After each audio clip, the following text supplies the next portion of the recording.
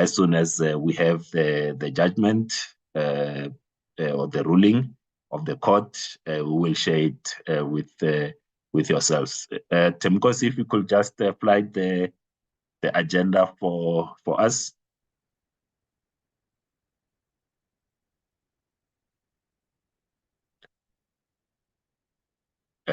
Thank you, Temkosi. So this, honorable members, this is our agenda for the day.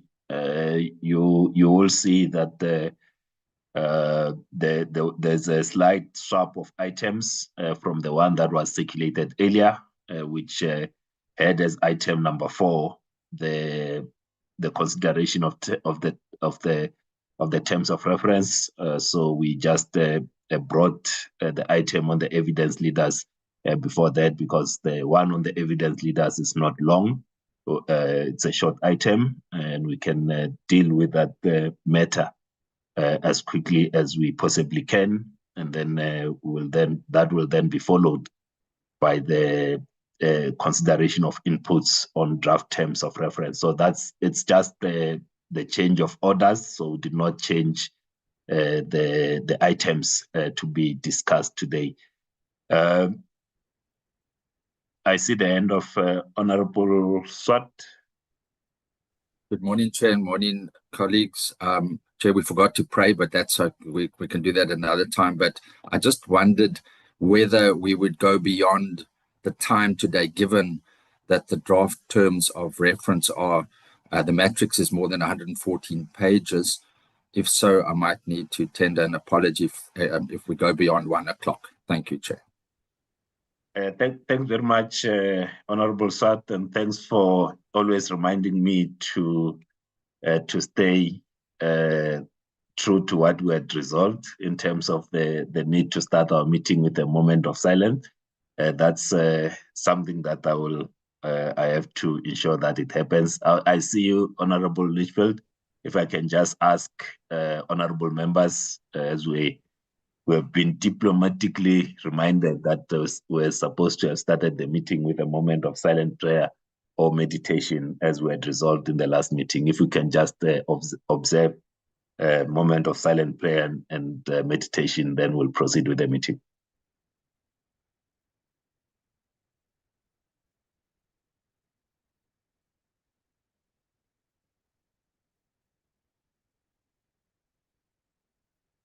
Thank you very much.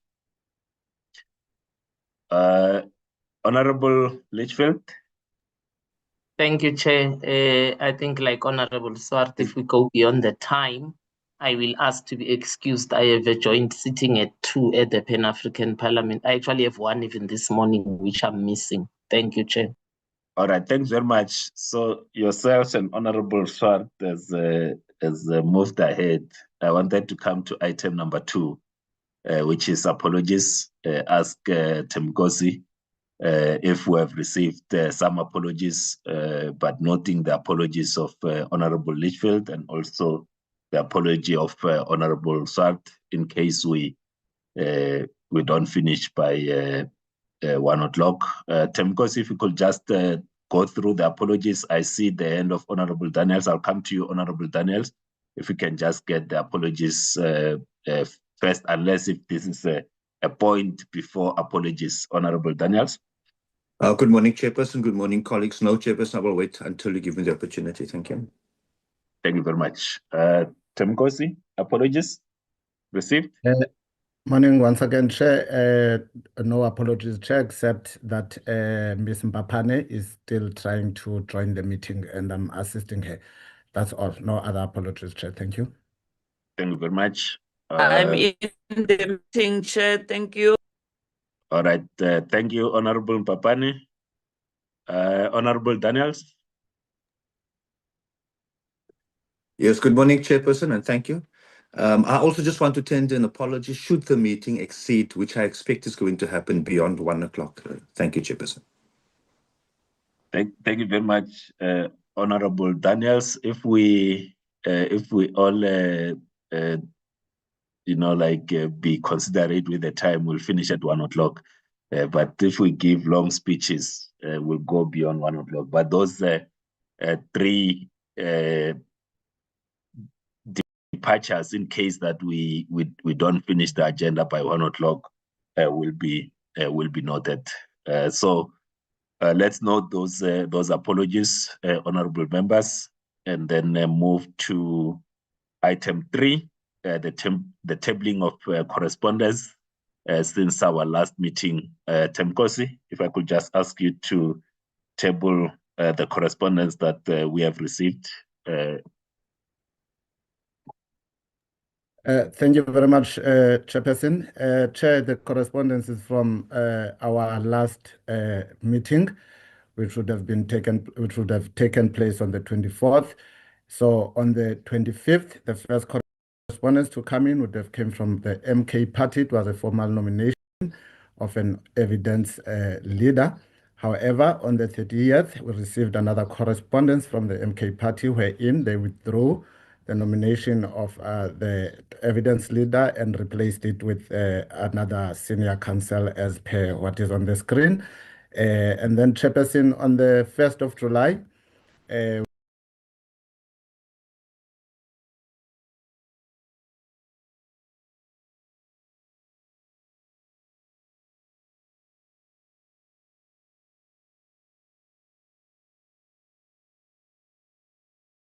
we received a letter in the form of a notice of motion from the MK Party calling on the committee to subpoena the speaker and obtain the... Just hold the honorable, Temkosi. Honorable Litchfield, is that the new hand or is the Ligas one?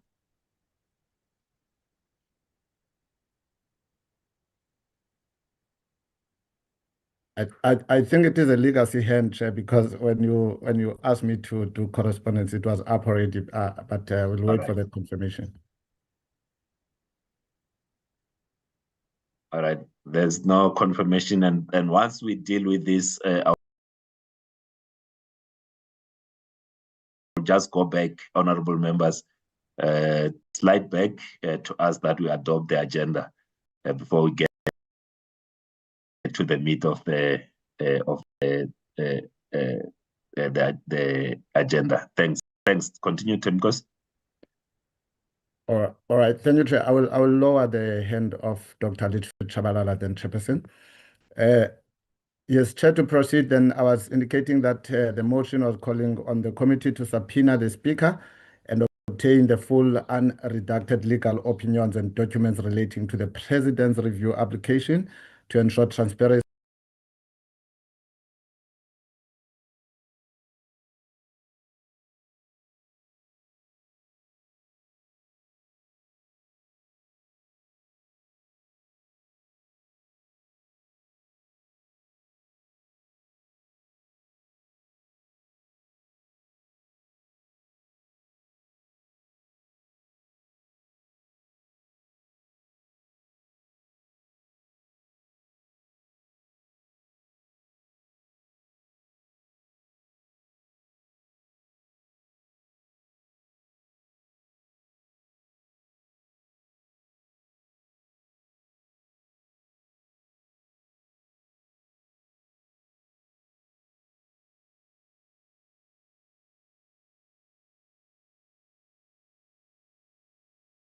and enable the committee to properly carry out its constitutional mandate.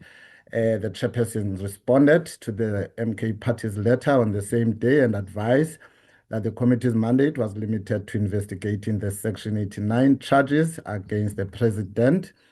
Against the president, and that concerns regarding the speaker's conduct should be addressed through the appropriate NA processes. And on 2nd of July, we received another communication from the MK Party where it contended that the motion was wrongly characterized and arguing that it seeks access to a legal opinion relevant to the committee's mandate rather than an investigation into the speaker, and that the president's court challenge directly affects the committee's ability to perform its work. The MK Party was therefore calling for the motion to be tabled, debated, and voted on by the committee. Chair responded on the same day and maintained the position that was set out in the previous letter, also reiterating that the MK Party's request should be pursued through the appropriate National Assembly processes. And then, Chair, on the 10th of July, as members would also be aware, it was the closing date for the nomination of evidence leaders, as well as the inputs on the terms of reference.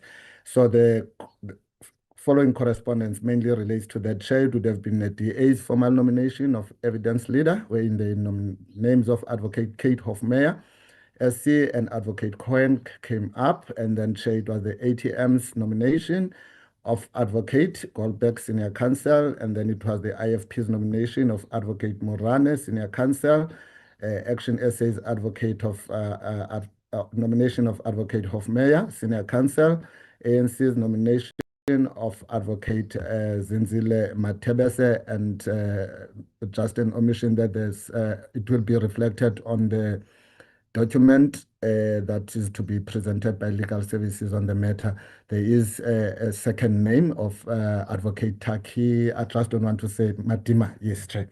But it will reflect on the document that will be presented by legal services.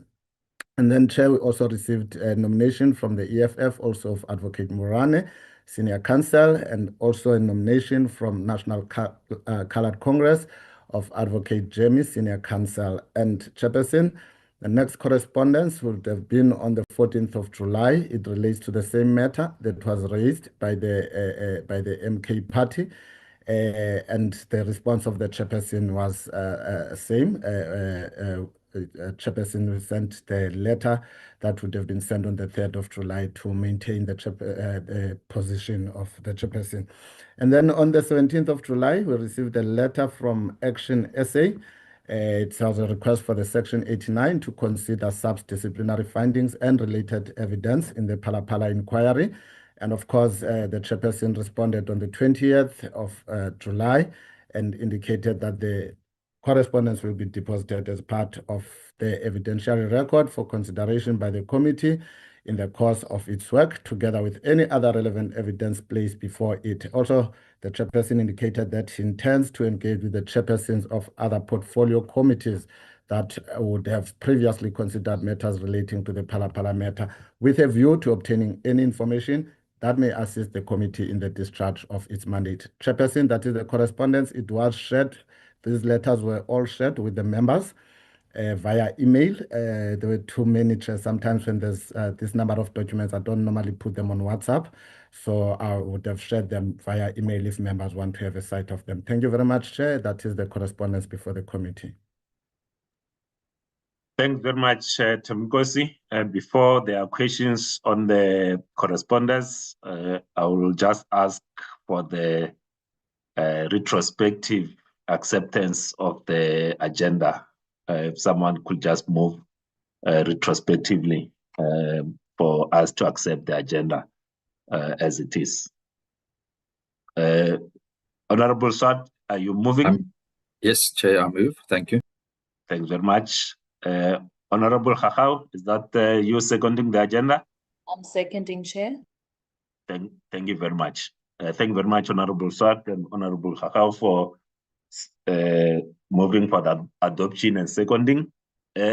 Honorable members, those are the correspondence that have been received by the committee and myself as the chairperson. I will now ask if there's anyone that has got a question in terms of the responses that will have been given to those that have written to the committee.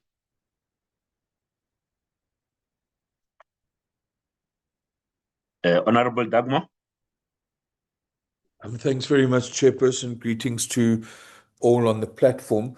Just to say that in terms of the correspondence where you have responded to the letter of MKP concerning the Speaker, I think that, in my view, is the correct response. And I think all of us are also aware of the fact that there has been other correspondence directed to the Speaker and the Deputy Speaker about proposed motions of no confidence, etc. But I think it's correct that we, as you've indicated in your letter, stick to the mandate of the committee. So thank you, Chair.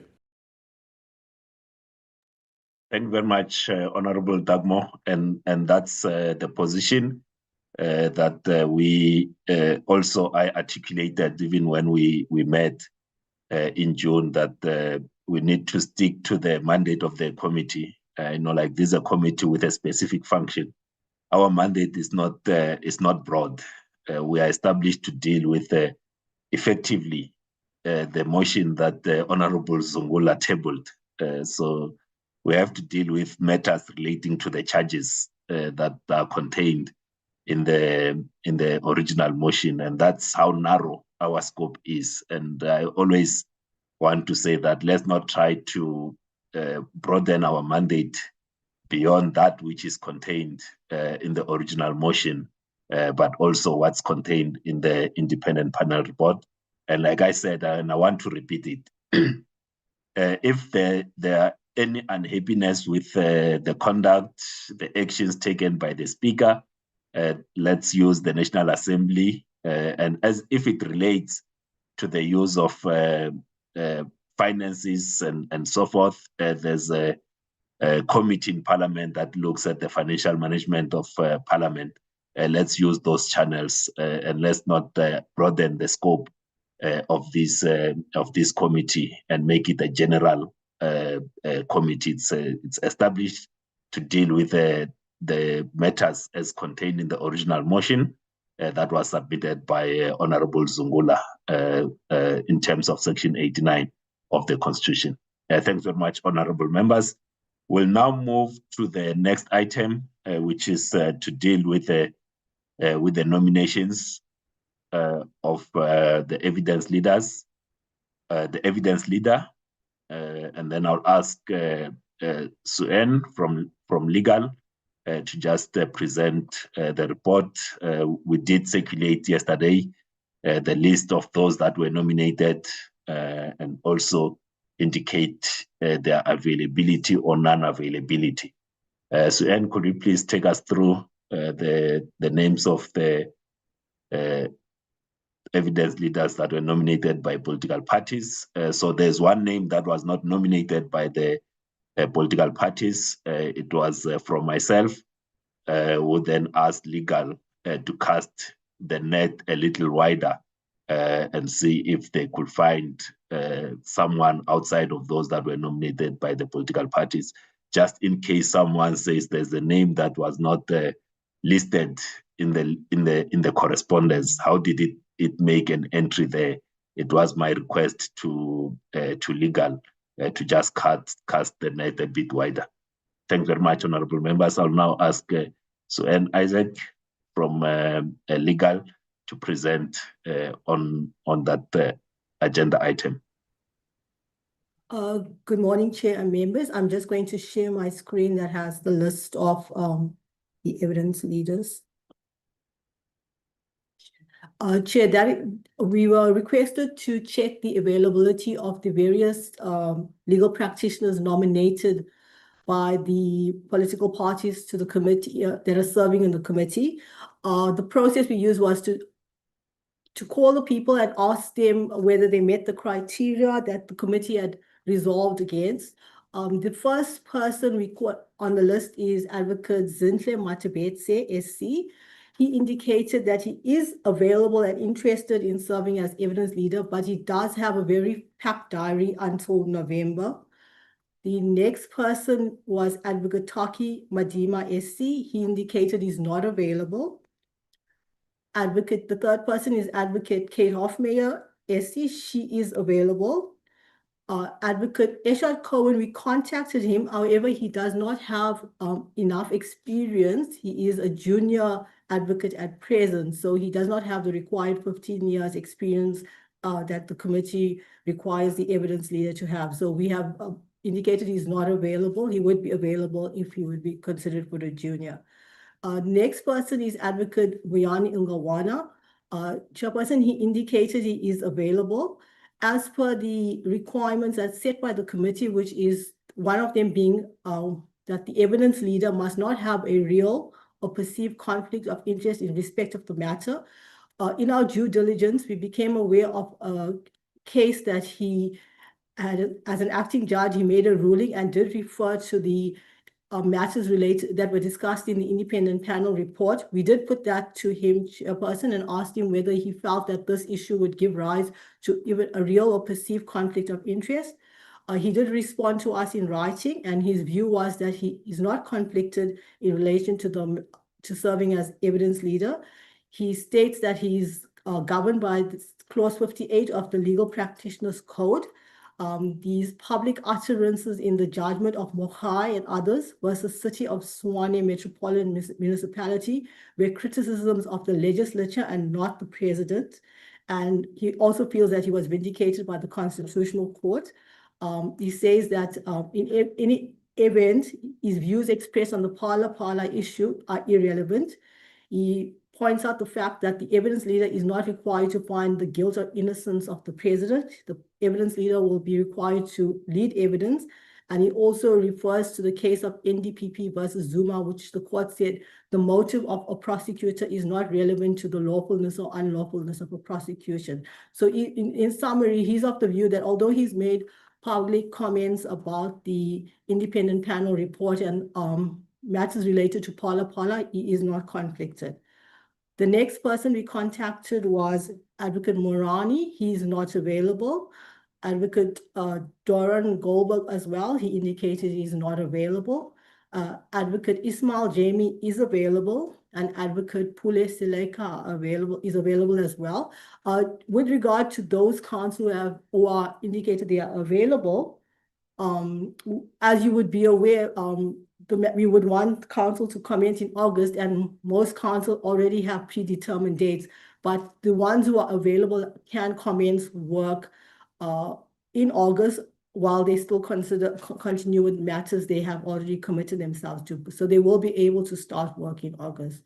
Chairperson, those are the list of the nominated evidence leaders, and the availability is indicated there. Thank you.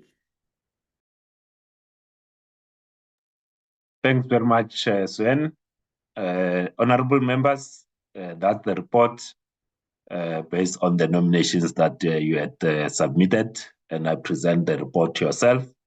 And you can then ask questions or make recommendations in terms of how we move forward. As you know that when we met last time, we had indicated that we'll bring the full list to the committee, the ones that are available, and then we will then make a recommendation to Parliament. As you know that we are not the appointing authority. We make the recommendations or reflections, and then Parliament will then deal with the issues of supply chain. But at all times, we committed that we'll be transparent with each other, but also with the people of South Africa. I see the hand of Honorable Mahlaule. Thank you very much, Chairperson, and greetings to you, and greetings to honorable members. Let me start by welcoming the list of evidence leaders. And I think in our respective political party work, we have done well in trying to scale it down to a reasonable number, which will make it easy for us to make a determination.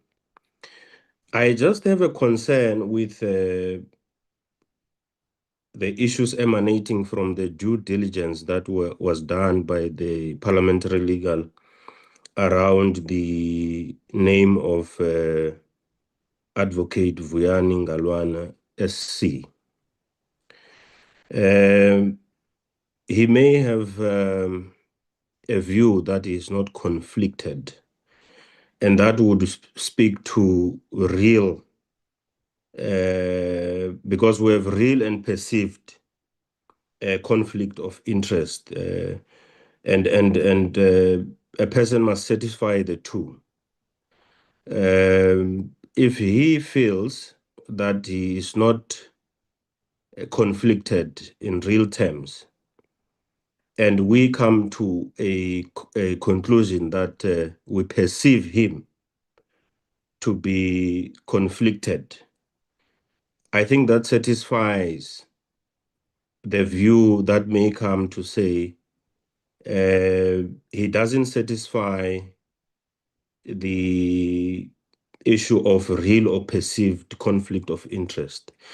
And my view is that for us to enter into a clean process, we need to look at the perceived conflict of interest that is around his name, and rid ourselves from entering into a, for a lack of a better word, dirty relationship with perceived conflicted people on the matter.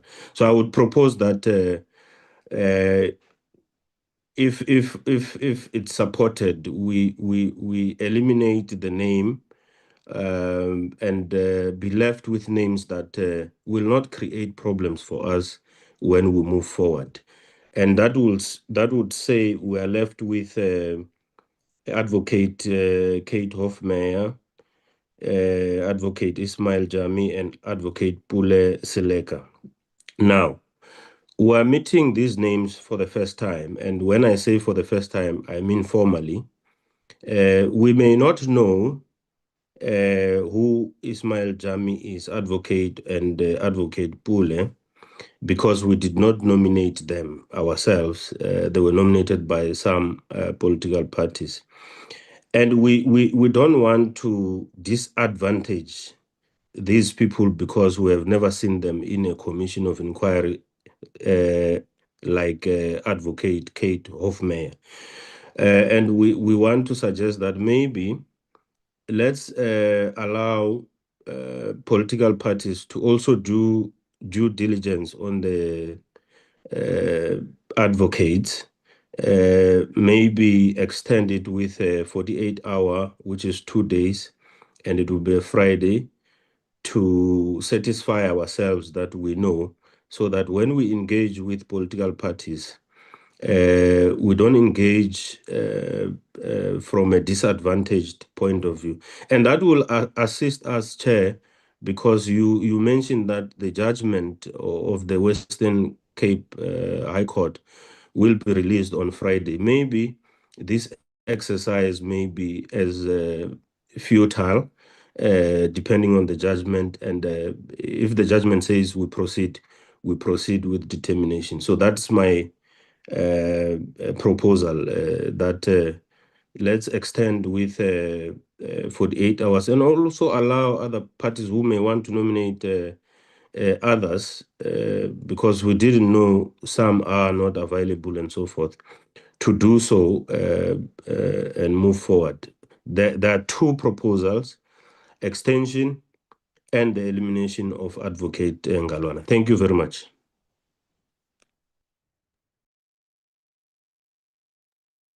Thanks very much, Honorable Mashaule. Honorable Daniels. Thank you, Honorable Chairperson. Honorable Chairperson, I'll be very quick. I just want to put on record our dissent that we're not appointing authority. We're not the appointing authority. That Parliament has that competency, like you have said earlier on, Chairperson, and you're quite correct. But it doesn't take away the reality of some political parties nominating senior counsel. Those nominations will be procured eventually, which may have the prospects of bordering or being synonymous to a political appointment disguised as having been through the parliamentary procurement processes. There's no ways that it can exclude that close proximity of the party who's nominated to the one who's eventually going to be procured through the processes. I just wanted to express our dissent on that, and that we shall not partake on nominating any, or not nominating, on deliberating on this particular item, other than expressing our dissent to that. Thank you, Chairperson. Thank you very much, Honorable Daniels. Dissent noted. Honorable Advocate Breitenbach. Thank you, Chair. Good morning to everybody. I'm persuaded by the argument put forward by the Honourable Mahlaula. We would support a short postponement in order to round up on the due diligence, and perhaps we can have discussions between the parties and reach consensus on a candidate. It would be, I think, worth the time to try and reach that consensus. So I support that proposal. Thank you, Chair. Sorry, Chairperson, I've raised my hand. Chairperson, Honorable Shope, I'll note you. You'll come. You'll come, Honorable Shope. I'll add you on my list because I don't see the hand up here. I'll add you to the list. Honorable Ngobeni. Thank you, Chairperson. Given that, and good morning to all of the colleagues. Look, we are not opposed to the 48-hour proposal that there should be further deliberations for members to be able to do their due diligence. However, the idea of a further nomination or further nominations for us is not something that we would entertain, particularly because members or political parties were not limited to the number of nominations that they would have. And if we are to do further nominations, then we are also going to ask for a further 48 hours for us to make our due diligence. We agreed as a committee that we were going to nominate by a particular date, which all political parties submitted to, and then we've come to this point. And now that we have to deliberate on this matter, we are asking for a further 48 hour, and that is fine at this particular juncture.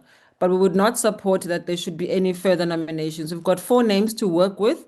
There's a suggestion that one be taken away. That's perhaps what we should be discussing, and then go forward from there. But there's no point in making any further nominations. And I would leave it there for now. Thank you very much, Chairperson. Thanks very much, Honorable Vessels. Thank you very much, Chairperson, and good morning to yourself and to the colleagues on the platform.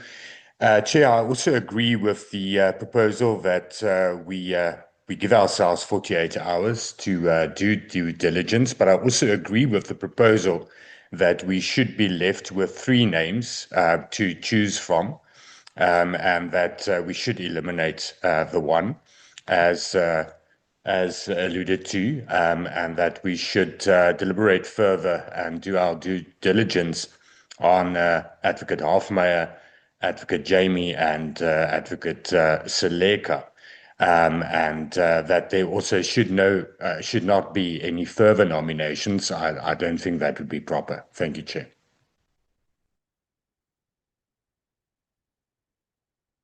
Thanks very much, Honorable Zungula. Good morning, Chair, colleagues, and everyone that has joined in on the platform. Chair, I want to perhaps start with the question of the conflict of interest. The committee did discuss and agree what is defined as a conflict of interest, that any senior counsel or advocate that has taken part in litigation on this issue would be viewed as a person that has a conflict of interest.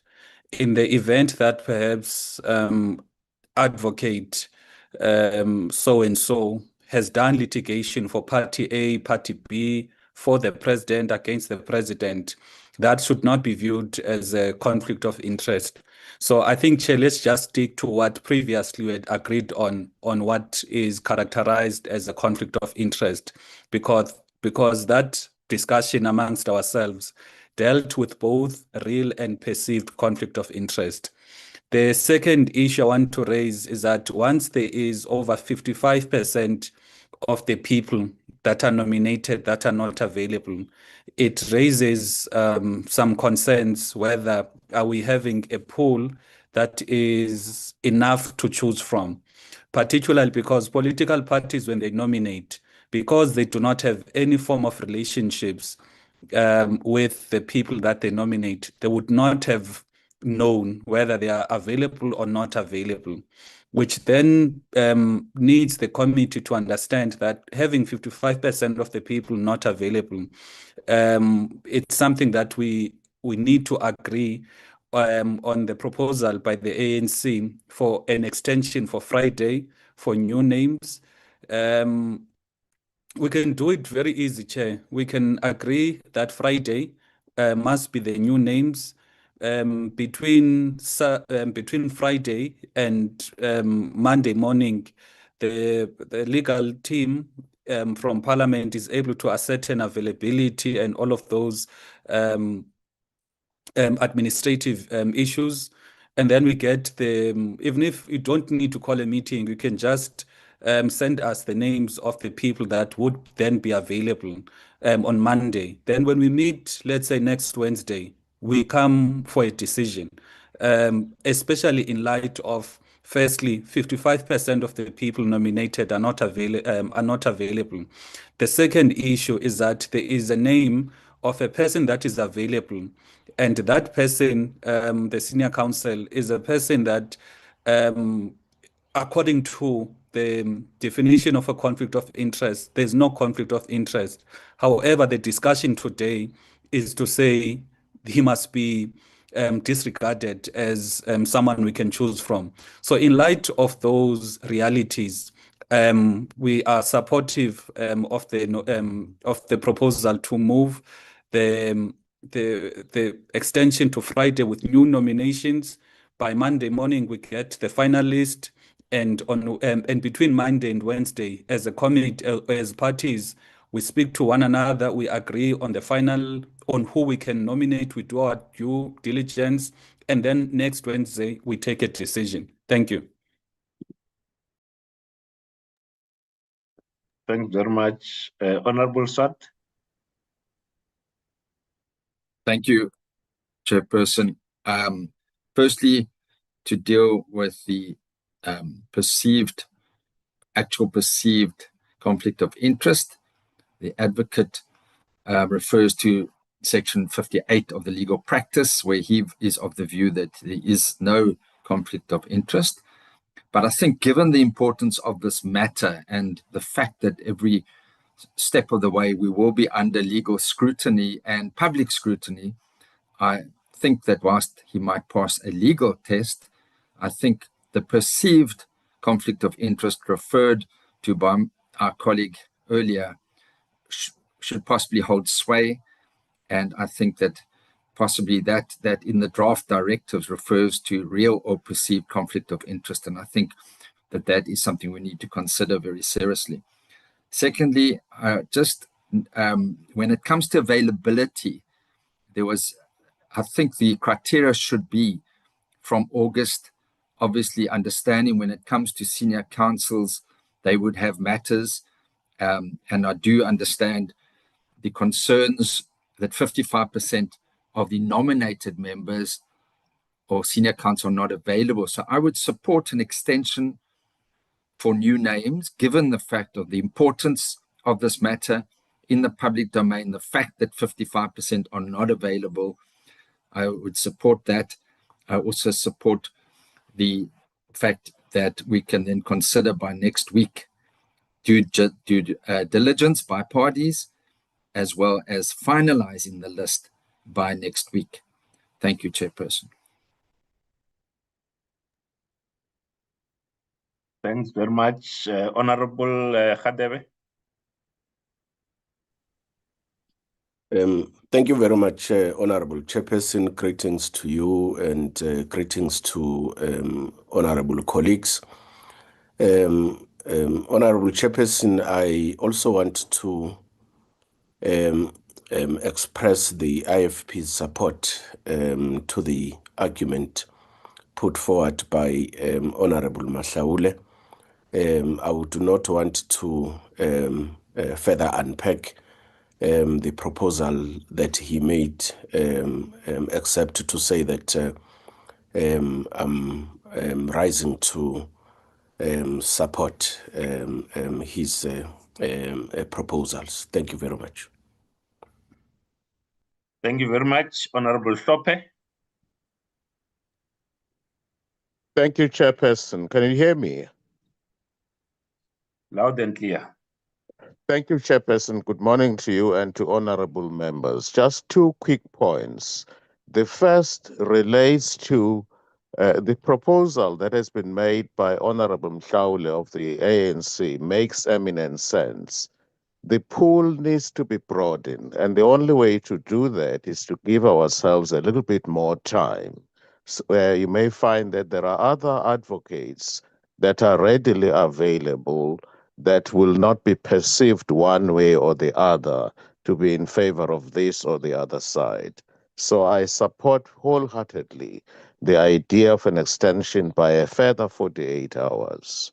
Secondly, on the issue of real or perceived conflict of interest, we should be careful not to push it too far. We can say the same thing with respect about some of these names. Advocate Kate Hofmeyr SC has appeared for President Ramaphosa, to the best of my knowledge, on more than one occasion. So it is sensible to argue that she is perceived out there as being a Ramaphosa advocate. That is not a far-fetched proposition. So we should be careful not to push this argument too far. I'm inclined to agree 100% with Honorable Zungula that we should stick to the criteria that have already been laid down, that has been agreed upon. And perhaps the best way around that is to broaden the pool, and the only way you broaden the pool is to give ourselves an extension. I must also record, on behalf of MKP, that we sent a document relating to the guidelines way back on the 10th of July. It does not form part of the batch that was circulated among members, we touched upon the guidelines as well as the evidence leader. So the document was not circulated. I put it again in the group today. Right. I'm not suggesting any bad faith on the part of Thembinkosi, but it makes sense for the document to be circulated so that our input can be shared as well. So in a nutshell, I support the idea that we must give ourselves an extension of time. Friday it makes sense to me. Further names are going to be submitted, I have no doubt, and that will also give us an opportunity as political parties to scrutinize these names. Just one final point on the availability of senior counsel. We obviously don't want any advocate who has no work at all, because you ask yourself, if a senior counsel has no work at all, nobody has confidence in him or her. But at the same time, I would caution against the following. We cannot have a situation whereby we are driven by the evidence leader. The moment the advocate has been accepted or appointed as an evidence leader, there is a duty on him or her to forego other work, return the briefs. We can't have a situation whereby we're told by an advocate, as you know, I'm not available for a week. I've got to argue a matter in the Supreme Court of Appeal or in the Constitutional Court or in the Western Cape High Court. Once an advocate has been appointed, onus is on that advocate to make appropriate arrangements so that the file can be returned. We all know that senior advocates will always have junior advocates accompanying them, so it's easy to replace them in certain matters. I know this from my years as a judge. It happens, right? So we don't want a situation whereby we're held at ransom by an advocate who claims not to be available, who wants to come on his or her terms to the impeachment committee. Priority must be given to the impeachment committee. Once an advocate says, I'm available, being available means exactly that, not subject to certain days. So I submit. Thank you so much, Chairperson. Thank you very much, Honorable Hlophe. I just want to check with the Honorable Mahlatsi. are you covered by the previous speakers, or you had technological challenges? Before I go to Honorable Mautwe. No, thank you very much, Chairperson. I have just 2 points, but fully agree with previous speakers. Moreover, the first speaker, Honorable Mahlaule, that I concur with the proposal of an extension and also allowing political parties to submit other names. But I don't agree with him on the issue of advocating Galwani, but I will accept it based on what he has indicated. But on the proposal of extension, also give us an opportunity to put new names, because we don't have relations with these advocates. We went through their work and we were impressed by their work. So allow us to add names. Thank you so much, Chairperson. Thank you very much, Honorable Mahlatsi. Honorable Mautwe. Thank you, Chair. Greetings to yourself, greetings to the colleagues and everybody on the platform. Chair, we want to support the proposal of an extension and expansion to go look for more senior councils. Chair, we only received the list from your office yesterday, and the submissions were last week. So had you known prior, we would have realized that we have a challenge, which you have realized. And that's why you then requested the legal team to expand the search and look for more senior counsels. And that's basically what we are also asking for. And I understand that you did not want to share us those names so that they don't find themselves in the media space and before we deliberate on them. So for that, we fully understand the reasons why you kept the names within the office and not share them with us. Perhaps when we submit now on Friday, we can agree that we then share the names so that you allow political parties to then engage one another, lobby each other, so that next week, we already have a meeting next week that we've called. So next week, when you come to the meeting, then it becomes an easy exercise of a name that has already been canvassed among political parties, and you don't have to spend so much time deliberating on the name. So in short, Chair, we support the extension, and we also support the fact that let's go and get more people, because we have an issue here. I mean, if more people are not available, it's a fact, it is there. It doesn't really help to be left with few people, which are now as the committee confining ourselves to when we can just expand on the names. Thank you, Chair. That is our submission. Thank you. Thank you very much, Honorable Litchfield, Dr. Litchfield. Litchfield Shabalala. Thank you, Chair. Dr. Litchfield Shabalala. Thank you, Chair. Chair, I don't want to sound aggressive, but in all fairness, I just feel that we are being muzzled here. If the legal department had issues with the MKP submission, they should have written to us prior and warned us, because then we would have gone back and said, oh, we have another candidate. But for us to come here and we are told, oh, this one is falling off and this one is falling off, we are not even in agreement, actually, by the way. We are just being informed. It's not a democratic decision. I just feel that we are being colluded against, and it does not augur well. I'm not saying that that's what's happening. Please listen to my English. I say we feel. And immediately there's a feeling, it can grow into a reality in our heads, and then the process is compromised.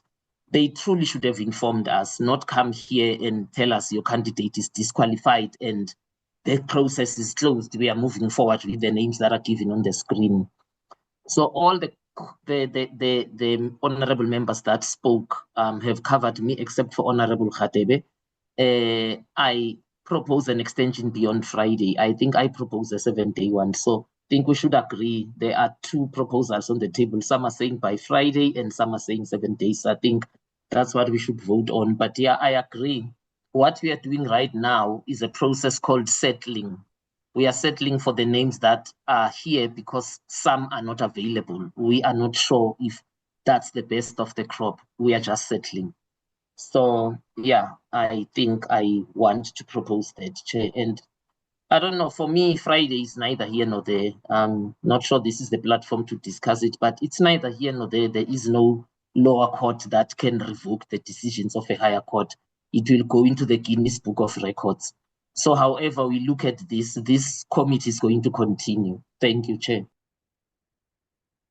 Thank you, Honorable Litchfield Chabalala. Just to say that the presentation that was made by legal indicated that the Honorable Ngalwana was available.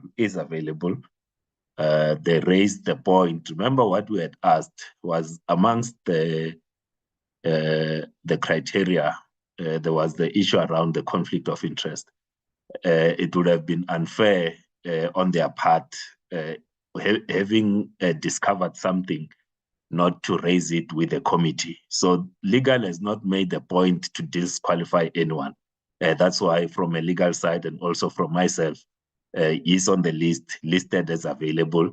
And we present the list to the members with the issues that we'll have picked up during the due diligence. So just in the spirit of transparency, and not tomorrow you wake up and then someone has picked up an issue and we say, but why did we not share this with the committee? So the issue on his disqualification, it's not that yet. It hasn't been decided on. I haven't put any of the recommendation or proposals to the vote. I will put all of them to the vote, and it will be the committee that ultimately have to decide on the proposals that have been submitted. Honorable Kwankwa. Thank you very much, Chairperson. Well, I want to align myself with the submission made by Dr. Litchfield Chabalala, that perhaps on procedural grounds, Chair, to help the process, to fast-track the process when there's a meeting which has been set up or called, that if a political party proposes a specific person as an evidence leader, if there are any challenges, the legal services of Parliament must alert the relevant political party about those issues before we come to the meeting, so that by the time we come to the meeting, no one is taken by surprise. Most of the matters have been dealt with. Two, I agree. It's not a train smash. It's not earth-shattering for us to propose that we need to extend the deadline to Monday, as our colleagues have said, to say we submit the final names by Monday, and then we can meet on Wednesday to decide on who's going to be our evidence leader. So I want to support that proposal on behalf of the UDN. Thank you, Chair. Thank you very much. Honorable, I see iPad. Who's iPad? It's Honorable Malema. I'll note you, Honorable Malema. If Temgos, if we could please rename the iPad of Honorable Malema, and then we can then proceed. You'll come after Honorable Ngobeni. Second bite, quick one, Honorable Ngobeni. Thank you, Chair. No, it is going to be a very quick bite. I just want to deal with just a matter of principle to say the idea of nominations and people being unavailable. I think as political parties and as people concerned here, we may or may not have our nominations available or not available. I think when we want to say we don't want these processes to be delayed, let us also not be the ones who delay our own processes. I think that we should be clear in this meeting that perhaps political parties now going forward, shall the meeting agree that we proceed with extending and also extending further nominations. Can political parties perhaps submit more than one individual, so that when the due diligence is done and all of the 5 names that I will have submitted, for example, say they're unavailable, can we not re-rotate once again? Because we know that we want each and every one of our own selections to finally become the evidence leader. But as a matter of principle, let us agree that when we go forward now, after this moment, we don't come back to this moment once again, because we know that if people are really, really good, because that's who we want people who are really, really good to lead evidence in this regard, they may not find themselves being available.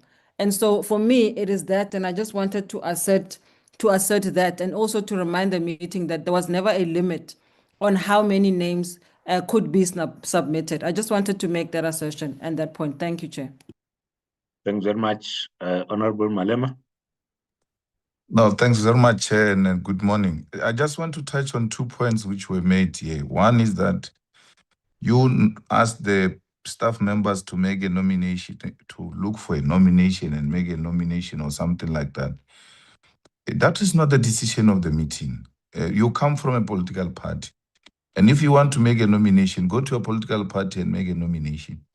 And let's deal with that, because you are not going to have more advantageous things than all of us, where the staff members do things that we were told to do as political parties. I think because when you are there, you are for all of us.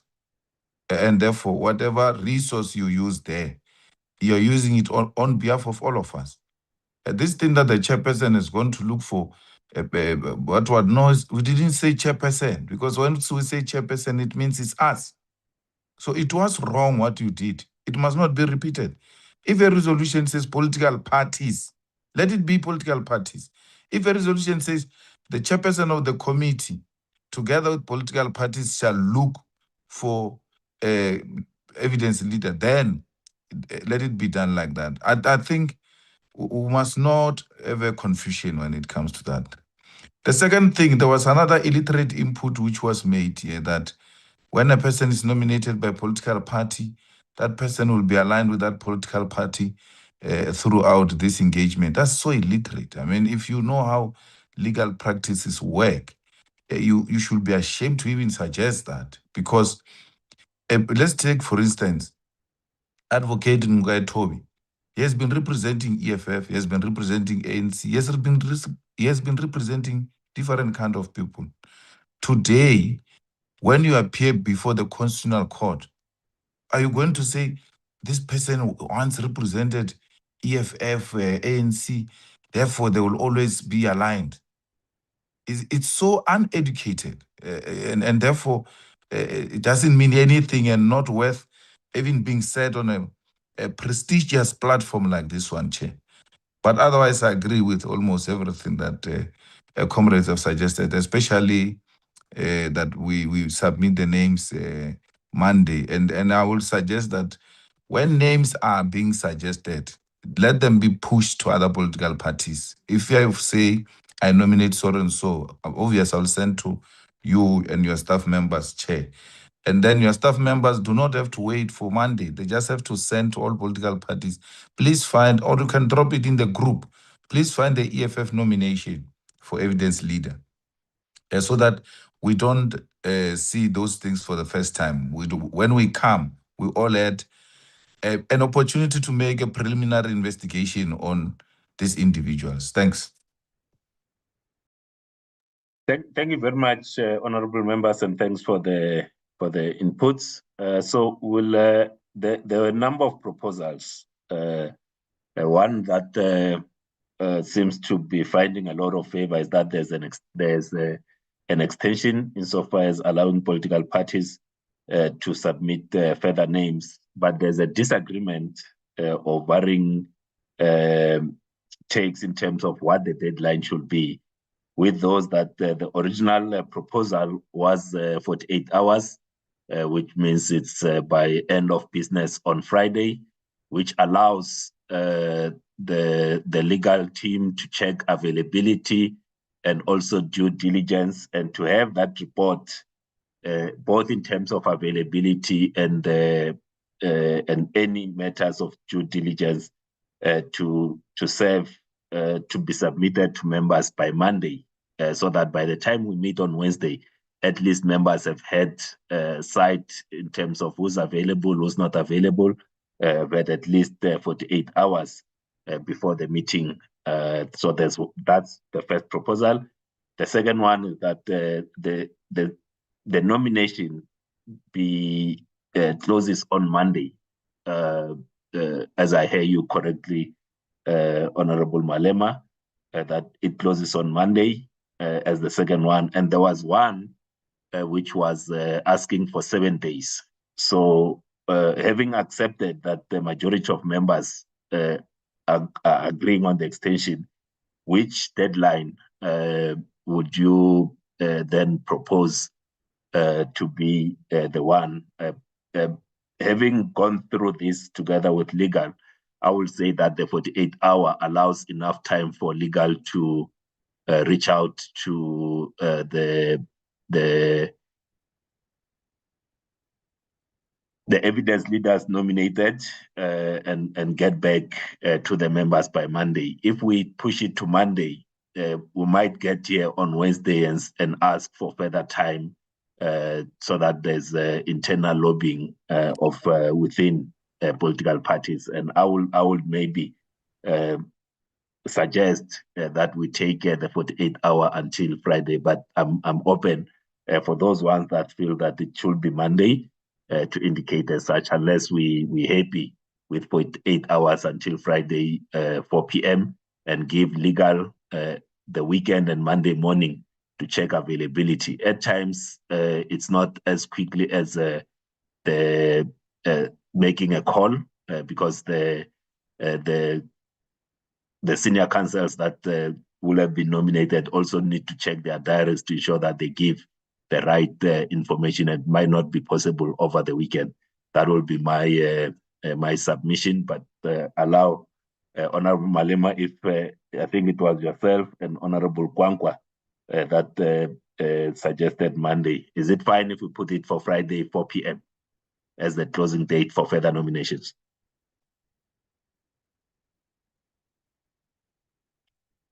Honorable Kwankwa, will that be fine? And Honorable No Malema? objections. I have no objections to that, Chair, as long as there's an extension to the deadline. Thank you. Honorable Malema, you happy with Friday 4 p.m. and then allow legal to use the weekend to get the availability and due diligence?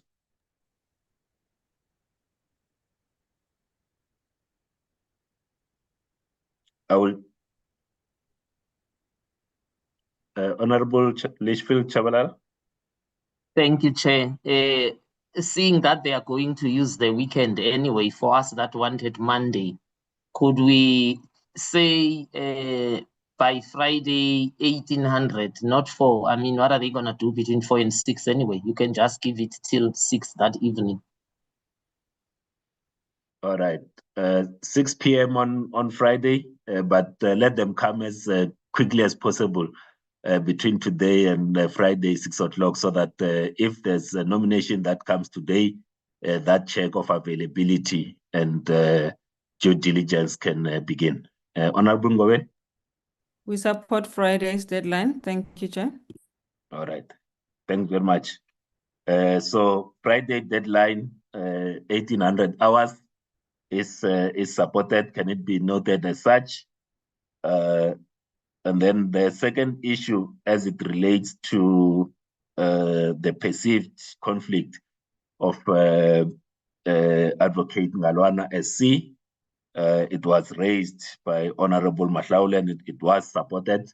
I would like to place that on the for us to vote on that because there has been deliberations. I won't call for further deliberations on that. So we can either keep him, he's available, and that matter be decided upon on Wednesday next week, or we decide today that we take him as not available in line with the perceived conflict of interest. Honorable Swart, is that a vote or is further submission? No, that very briefly, Honorable Malema and Dr. Schlope mentioned that we need to be very careful when we deal with the issues relating to senior counsel and perceived conflicts of interest, bearing in mind Section 58 of the Legal Practice Council and other other issues that were raised. I think we should hold this matter over because, again, allegations can be made about perceived, and I would suggest that we keep the name of that senior counsel. We don't want to narrow it down. And we can, again, consider this issue in the light of the submissions, particularly by Dr. Schlopper, who's had wide experience in the matter of senior counsel and objectivity of senior counsel when they appear in matters. Thank you, Chair. Thanks very much. Honorable Litchfield Chabalala, a different thought from Honorable Swart, or you are swayed by him? No, it's not different. He actually took the words out of my mouth, but then me and him do think alike from time to time. I think I agree with him, and I would actually say if we are putting him on the vote because of that, we might as well do that for Hofmeyer too. I mean, I'm sitting here as it was raised by Judge Hlophe saying, okay, he's a serial person, so he's already subjective. So I would fully agree with what Honorable Swart has said. If we are going to go on that line, then we will tear all of them apart. And I'm not sure that's what we want, because if I hire someone to represent me in court, that doesn't mean that those people are for me. If anything I do, those people favor me. So yeah, I think I'll leave it at that, Chair, and support Honorable Swart. All right, thanks very much. Honorable Mahlaule, I say that for now, Advocate Ngalwana SC remains in the pool of considerations until we decide next week, Wednesday. Yes, Chair, because it's not personal. It's moving through a path of caution. It's not personal, so we are fine with that. All right. Thank you very much, honorable members. So as things stand, we extend the time for new nominations to Friday, 1800 hours. But I want to appeal to honorable members and political parties. If you have a name today, please submit it today so that the team at Legal can check availability and do any further due diligence. It's my commitment that by Monday, you will have the list of only available ones. We'll no longer go back to the ones that are not available. We'll give the list of those that are available so that you have enough time to lobby one another in preparation of our meeting on the 29th of July 2026, and that we keep the 4 names that are available. It's Advocate Hofmeyer, Advocate Sleka, Advocate Jemmy, and Advocate Ngalwana in the pool, and that we are adding to this pool. So these 4 are accepted as available, and we are adding to the pool. That the new pool will then, of those that are available, will be circulated to members on Monday in preparation for the meeting of Wednesday. Agreed to? Agreed. Yes, Agreed. Yes. Agreed. Thank you very much, honorable members. We now move to the next item, which are the terms of reference. Just to say that we did, thanks very much, honorable members, and for the extensive inputs that have been given to the terms of reference that were both in terms of the general reflection, but also specific proposals and amendments to the terms of reference. So how we are going to deal with this today, honorable members, is that there's going to be presentation. As you'll know, that there was that document, a 114-page document that was shared. We're going to deal with it. The content advisor will take us through in terms of the comments that we have received, but it will not be to read word for word. We'll also allow, after this meeting, after we've gone through the presentation by the content advisor, general reflections, but then also subject the terms of reference to the same 48 hours for political parties to then be able to lobby one another where there are vast differences. There are areas where there's not massive differences, it could just be the wording, but where there's vast differences that the political parties use the 48-hour window to consult with one another and move towards, let's call it, closer to consensus, so that by next week, Wednesday, we've got at least a document a much thinner document that we can work with for next week. Is that in order, honorable members? We allow content advisor to take us through the metrics, and then we then give some reflections, and then the political parties will then, where you find that there's an input that you had made that another political party had a different input, then you can be able to persuade one another, and then you then submit that proposal to be considered for the new draft.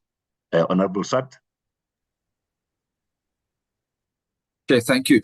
I did notice going through the document that there's a lot of overlapping, and there is already a large degree, well, maybe not a large degree, but a degree of consensus.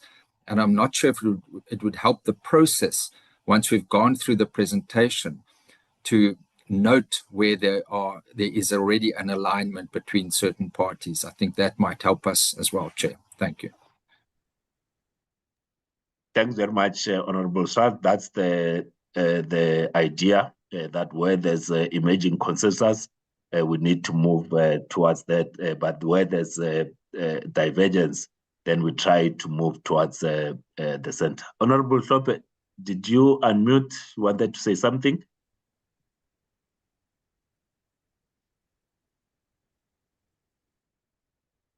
Oh, all right. I'm so sorry, Chairperson. My technology, I'm challenged here. I didn't want to say anything. I will speak in due course. Thank you, sir. Thank you. All right. Thanks very much. Is the advantage of old? I nearly said old age, but it's maturity. It's maturity. Honorable Dagmo. No, Chair, thanks very much.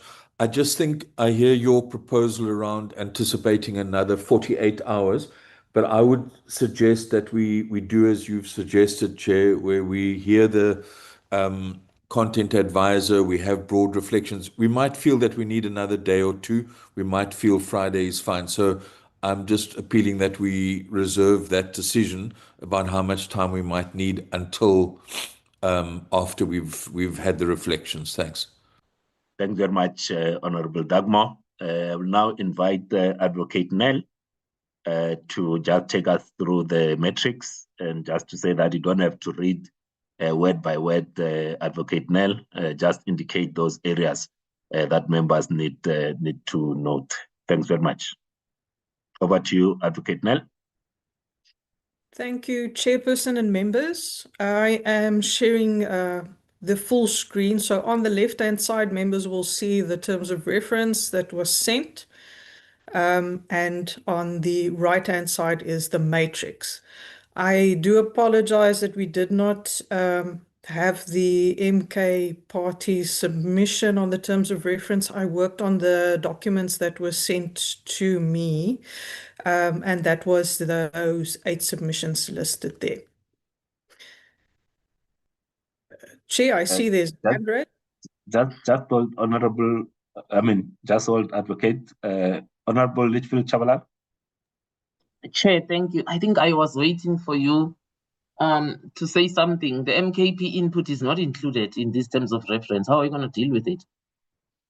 Although there's proof when it was sent. So when we proceed with what's here, how is it going to be encapsulated? How will we deal with it? I'm just asking. And also, I'm not even asking why it wasn't included. I'm not even there, although it does beg an answer.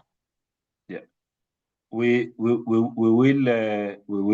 circulate the input of MK that will be considered as part of further developments of the terms of reference, and we'd like to apologize in terms of them not featuring here. But then, if I could just check with Thembinkosi insofar as the input of MKP.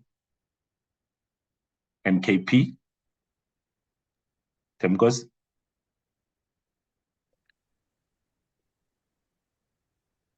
Thank you, Chairperson. Good morning once again. Still morning. Good morning once again, and good morning to honorable members. Chairperson, I think I need to be maybe I'm not. I have not received an NK party input on the on the draft TORs.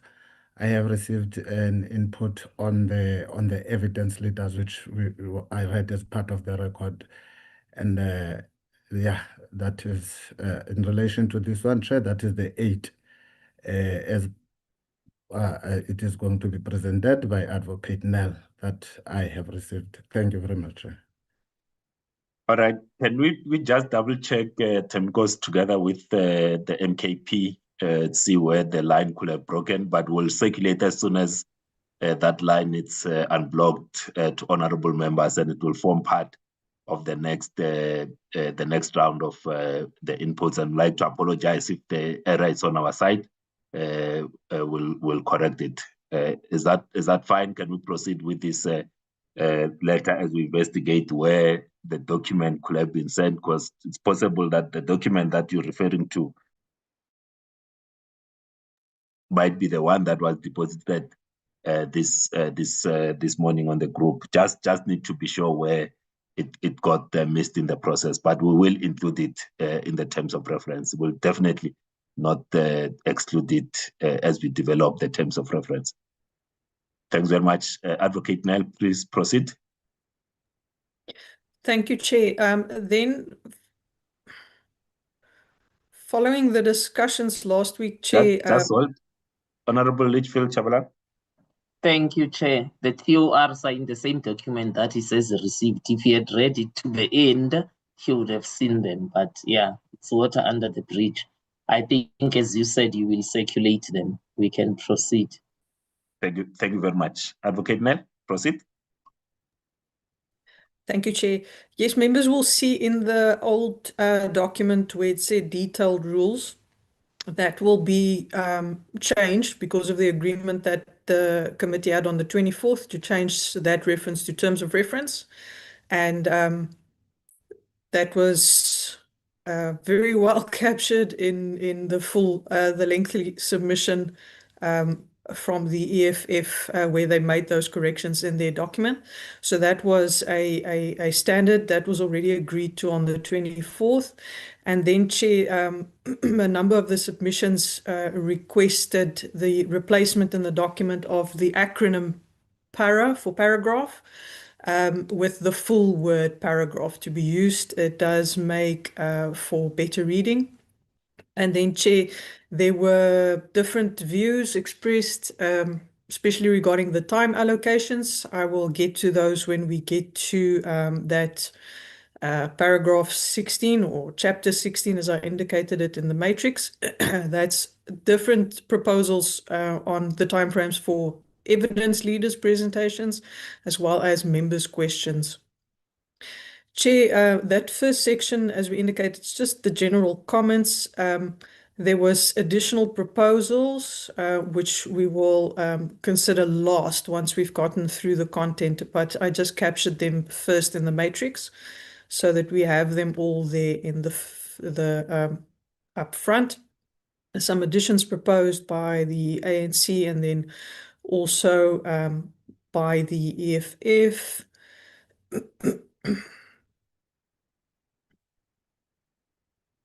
So, Chair, that first section, we're just going through that. The title I've already indicated, that's where the change goes to terms of reference.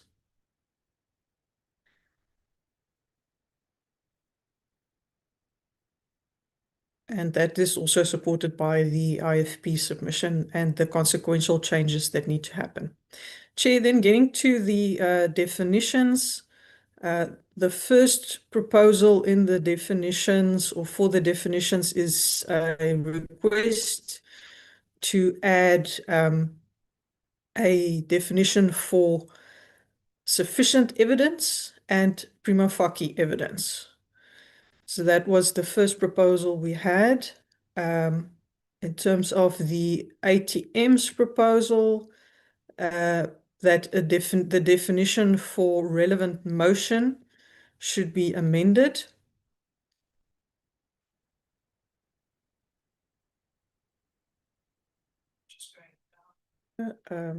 There is no such definition captured in the terms of reference, so that would be a new proposed definition to be added there. And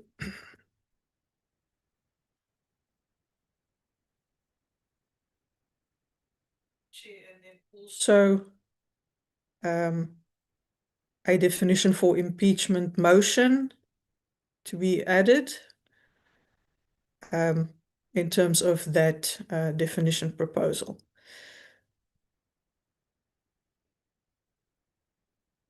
Then in terms of the EFF,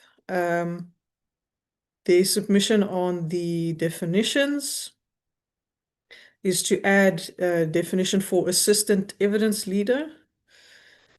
Let me just move up here quickly. So they would just need that assistant evidence leader to be amended to add that full description. That's about the abbreviation of paragraph, and then just to link it to the terms of reference. In terms of the definition for assembly rules, there's that proposal by the EFF. The proposal for change to the chairperson and chief evidence leader, as well as the committee secretary.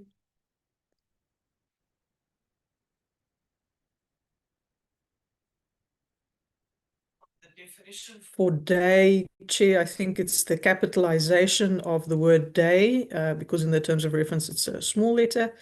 And then the changes there for the evidence leaders. So those are all also following the consequential amendments.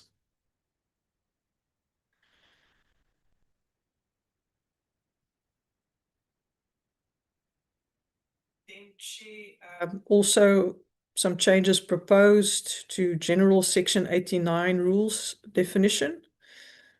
That is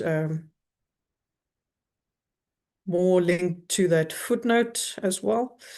Then some changes there to hearsay evidence. Again, that's capitalization as well. Proposed changes to impeachment committee, the panel report,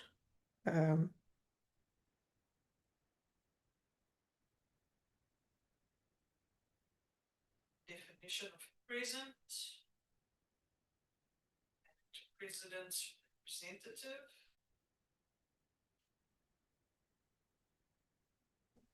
Chairperson. Thanks, Advocate Nell. We can no longer hear you. Thank you. Yes, Chair.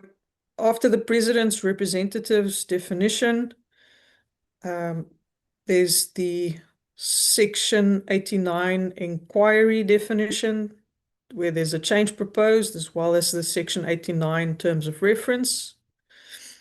I'm just trying to line the two documents up, and then a change to witness, or an addition for a definition of witness instead of just the definition that we have of witness statement.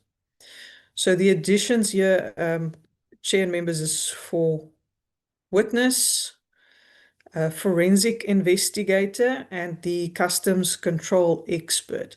These two definitions also link with the additional clause that the EFF proposed on these two appointments, which currently the terms of reference doesn't specifically make provision for.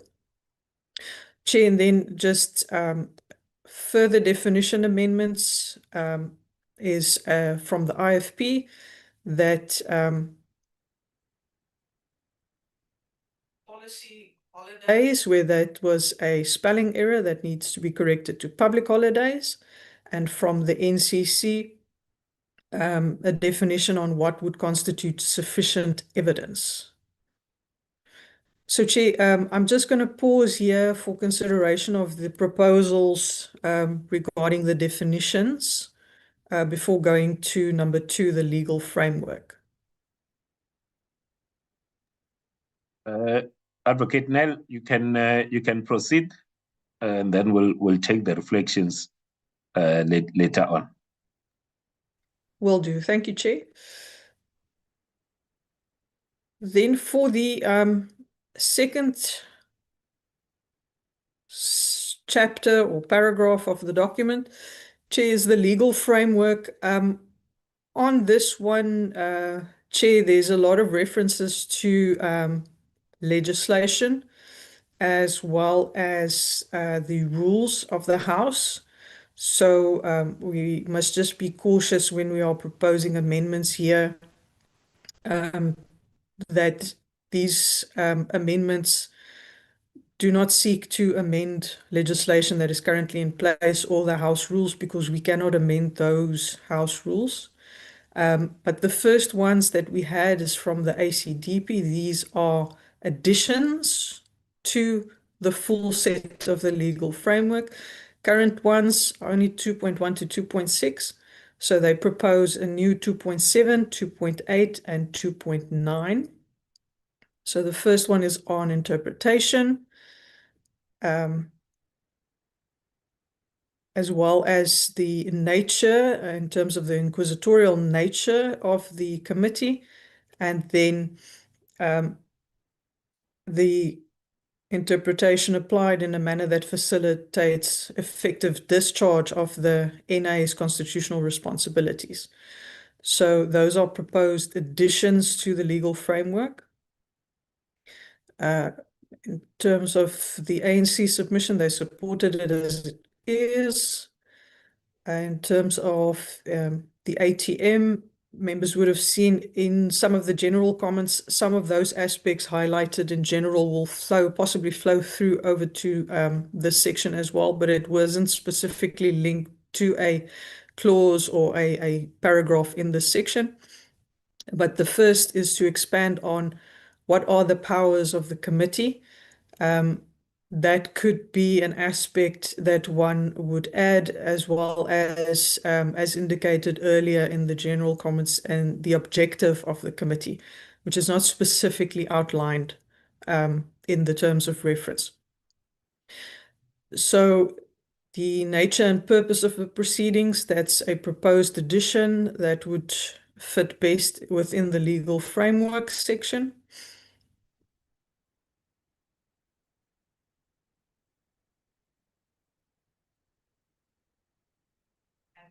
What would happen if there's an abuse of the proceedings?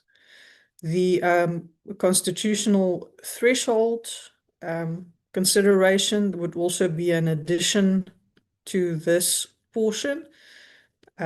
If members feel that the references to the Constitution in the terms of reference as is in 2.1 and 2.2 and 2.3 and 2.4, 1 to 4, if those do not sufficiently cover what is proposed in this proposal by the ATM, this is what we need to make sure that they align, that we're not adding additional powers, but that the powers are reflected or sufficiently captured.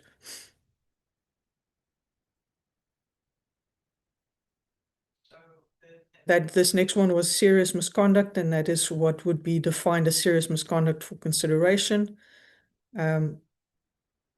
given the reference of it in the Constitution for possible grounds for impeachment.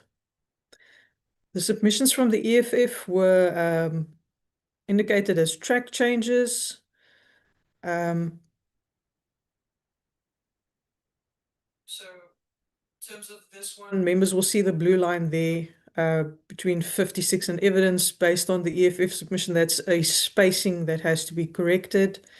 In terms of 2.2, again, it's a spacing that has to be corrected. And for 2.3, it was also, and 2.4, it was spacing corrections that were proposed there, because it's a double space between the number and the first letter there.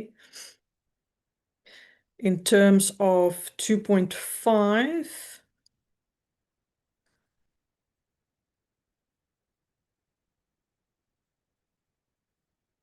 we'll see this is taken as the definitions from the rules This is where legal has also indicated that we need to just be cautious if we are proposing additions to these sections. For example, this highlighted section here for a Section 89 inquiry, because it will change the definition of this as set by the Rules Committee. And I think legal can better cover those aspects, but it's just to keep in mind that we must be cautious trying to amend the Rules Committee's definitions. And then, Chair, they also proposed an addition of the footnote number 4 to be added there to refer to that case law. Then, Chair, the proposal under the sections dealing with rules Advocate 129. Mel? Yes, Mel? Chair. If you could just pass through. So this 2.5 is the rules as adopted by the National Assembly. So this will be replaced by the actual rules that were adopted by, or amendments that were adopted by the National Assembly. As a committee, we cannot amend the rules that were amended, that were accepted by the Assembly. So if you could just pass to the next section in this regard. So this section will just take the rule as was accepted by the National Assembly. Thanks. Will do. Thank you, Chair.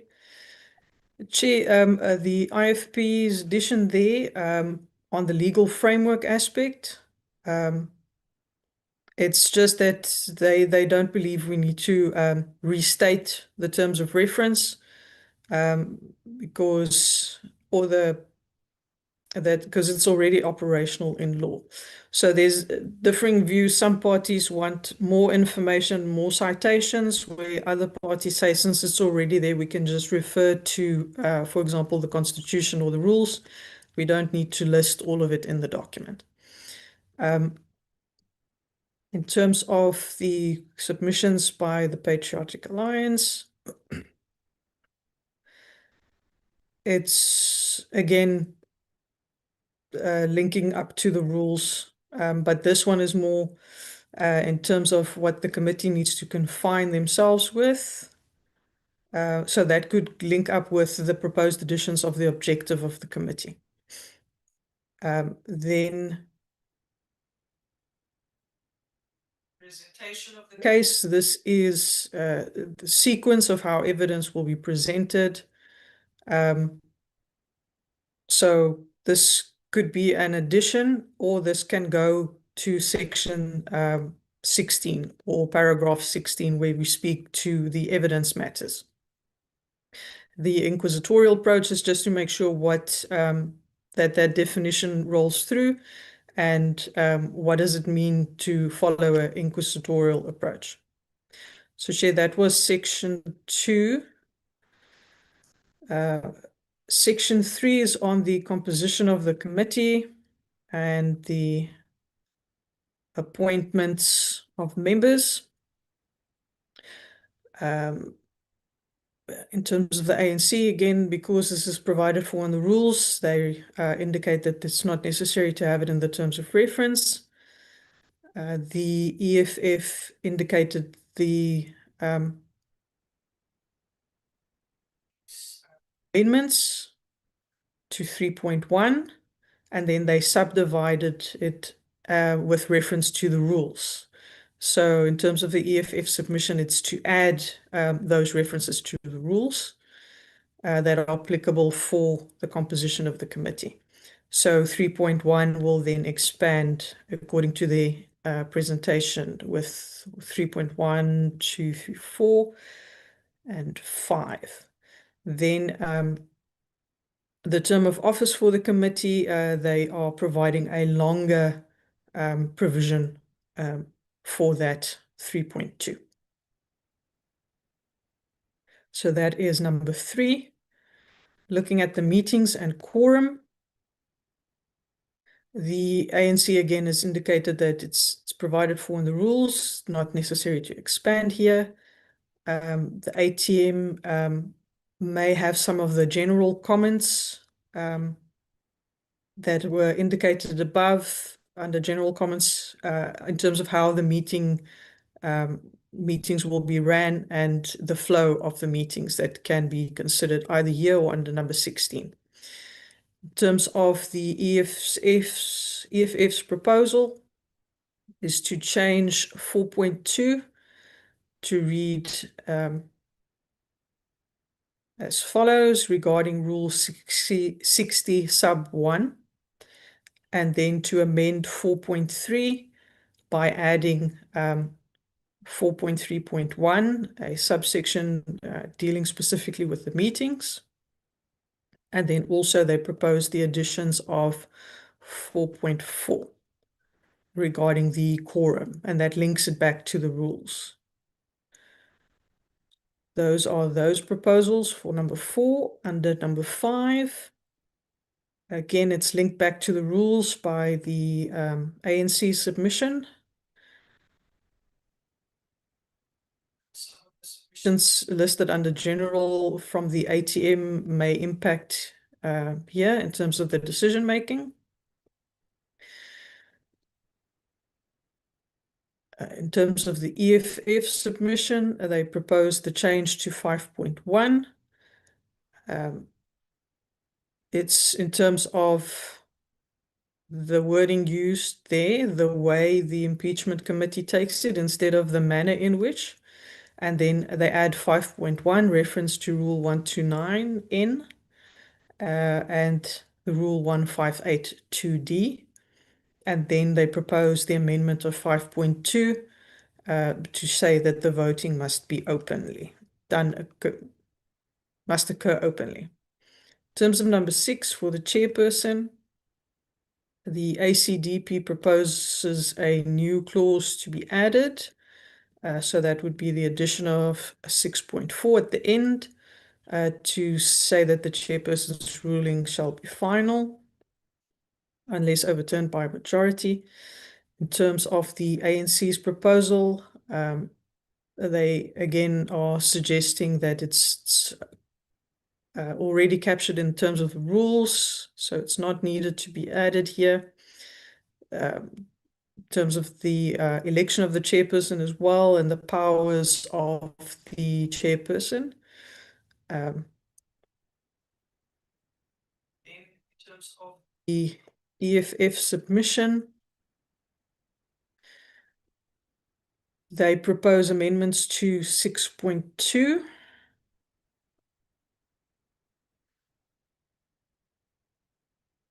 It's mostly again regarding paragraph and terms of reference being added there. Amendments to 6.3.2. So they have incorporated 6.3.2.2.1 and 2.1 and 2.2 so that it makes it a little bit they give greater explanation in 6.3.2 and expands in there. For 6.3, they make proposals for 6.3.1 and 3. Sub 1 and 3, again, that is the terms of reference in terms, instead of saying inquiry rules, and 6.3.4 is a paragraph amendment. Then for the committee secretary, again, from the ANC, it's overtaken by events. In terms of the EFF, it's just the replacement of rules with terms of reference. And then in 7251, it's that addition of, or that replacement, taking out so as to and just making it possible to facilitate. Then under the chief evidence leader,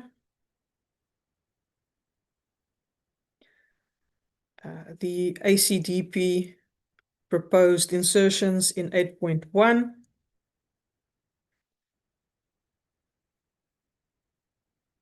discussions that the committee had on the 24th.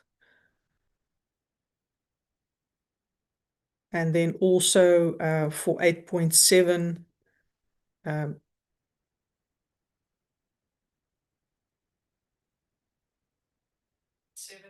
after office to add on good course shown. It's about the removal. Then for 895, it's the investigators.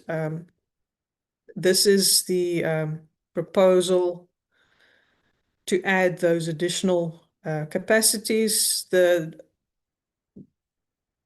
The approach was slightly different by the parties. EFF proposed entire new additions in terms of clauses that would specifically cover it, and the ACDP just proposed the addition of it under the evidence leaders section. And then 896 to ensure that they conduct the inquiry independently, fairly, and objectively, and present all material matters. And an additional insertion to 897.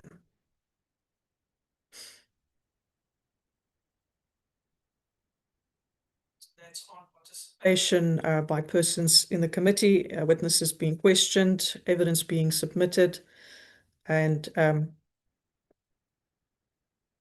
if evidence is regarded as having been concealed, what would happen?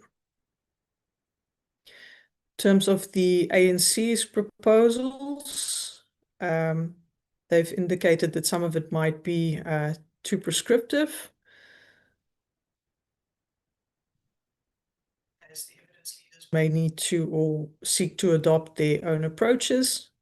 They indicated a partial agreement on the assertion of paragraphs 8.6, 7, and 9. 8.9 to 8.11 is regarded as operational, and 8.12 is supported. They do indicate that since the inquiry is inquisitorial in nature, that the evidence leader not act as a prosecutor. So it's just that there needs to be full clarity on the role of the evidence leaders, and then that they work in consultation with the committee, and that they do not limit the right of the members to put questions. In terms of the ATM's proposal, again, there's some tenets that needs to be fulfilled by the evidence leaders in terms of their work, that they need to assist the committee, lead evidence as outlined there in those bullet points. And in terms of what the committee will determine, the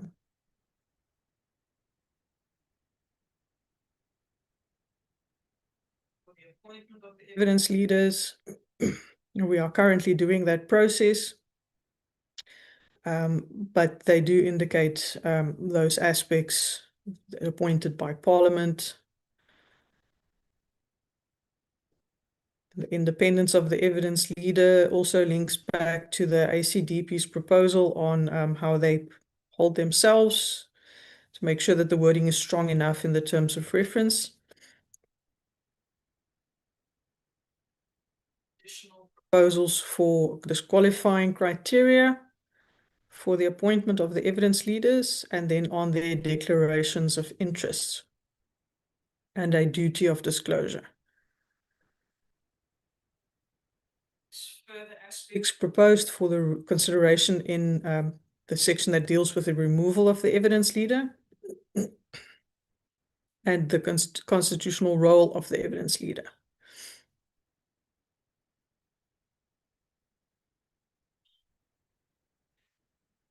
In terms of the EFF submission, there are quite a few numbering and content changes proposed, and those occur from 8.2. So 8.2 will be a new insertion, a new clause proposed there. And then the old 8.2 becomes 8.3, and they also propose an amendment there. They propose an expansion to the old 8.3 to be a new 8.4 to give a bit more information on the chief evidence leader's requirements, and then also for the assistant evidence leader, what is required for that appointment to be done.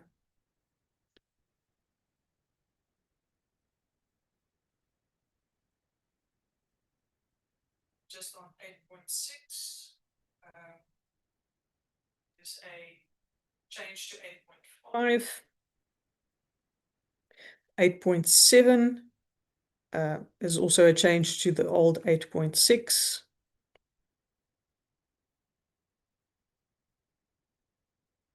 Then 8.8 also speaks to the old 8.5. So it's quite a few additions made there, or proposals made there by the EFF to expand on this particular clause.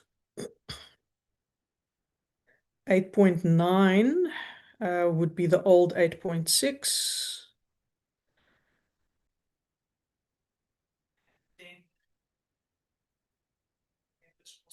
I'm just going down because that's again in terms of reference change in 8.10.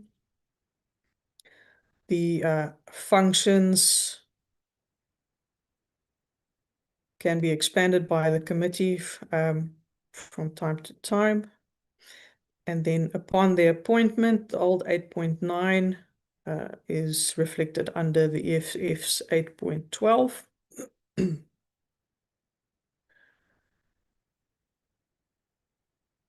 So there's an addition there of 8.12.2 as well.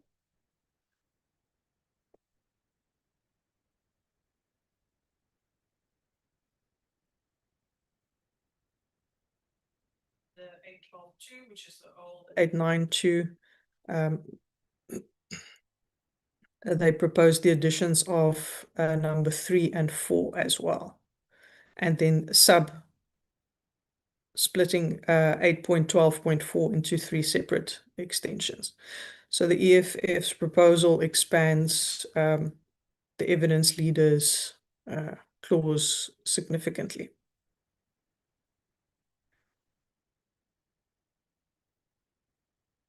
Then the old 8.9.5 is 8.12.5 for the EFF submission. 6 is same. It's just the terms of reference and paragraphs, different expansion there. 8.13.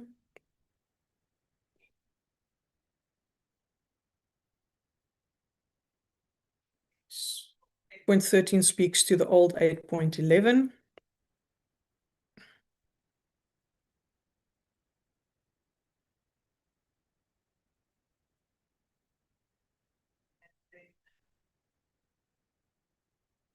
That's all giving a bit more details to the affidavits and the information as would be submitted by witnesses. And the numbering and labeling of exhibits and annexures, which was also there in the terms of reference. The old 8.12 is now 8.14.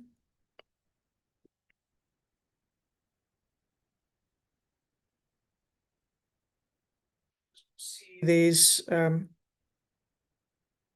some slight changes. It's not major changes in that wording.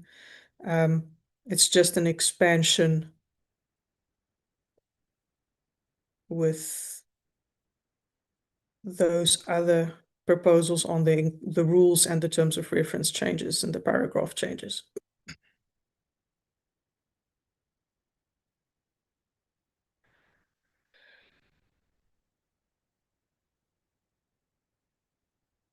So that goes up until 8.14.42.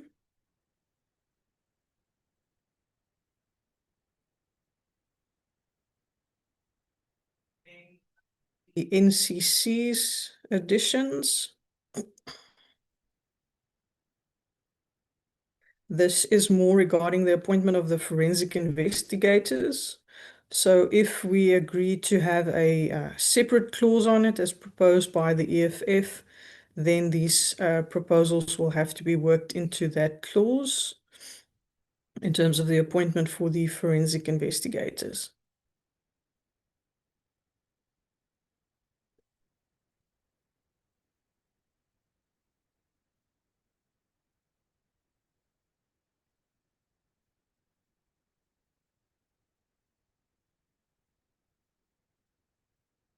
Section is the president's representative. So there is, again, where there's references to the rules, there's a proposal that it's not needed. It's already in the rules. Correspondence to be dealt with administratively.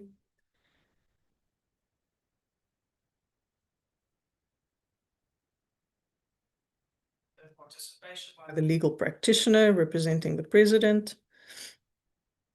And then the request that there needs to be further research done regarding the best global practices regarding impeachments and some of the parameters that are proposed. In terms of the EFF's proposal, it's to amend 9.3.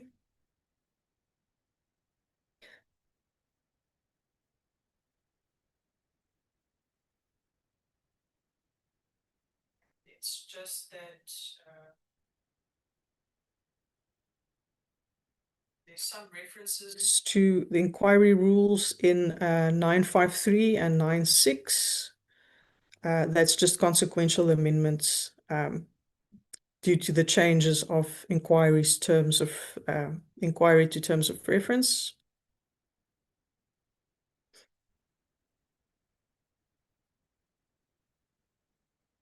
Then under 10,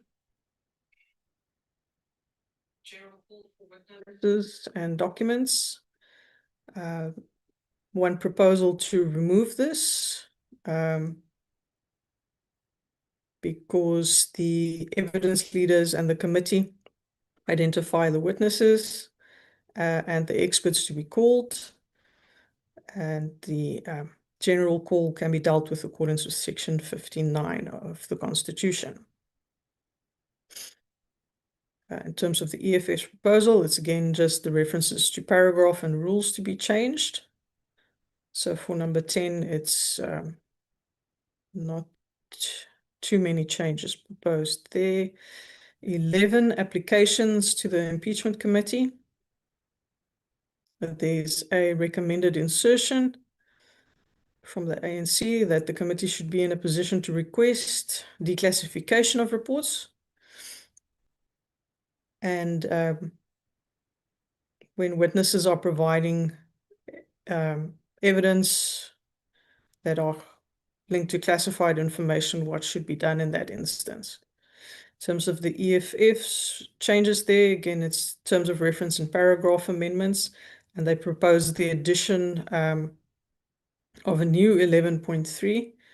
So it will change this 11.3,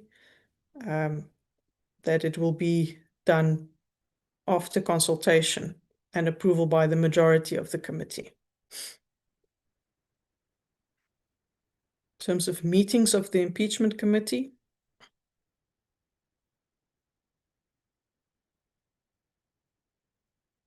the Action SA has proposed that 12.2 be removed.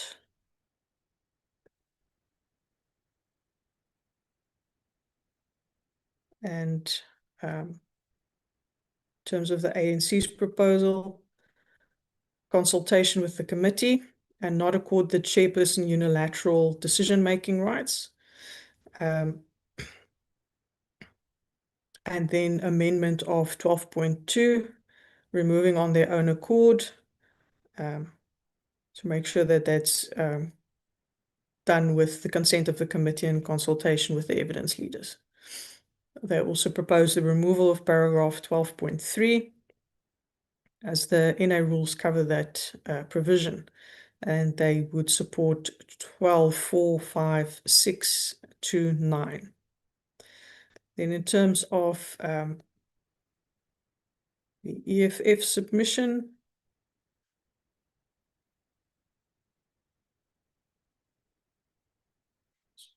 there's a third subsection to 12.1.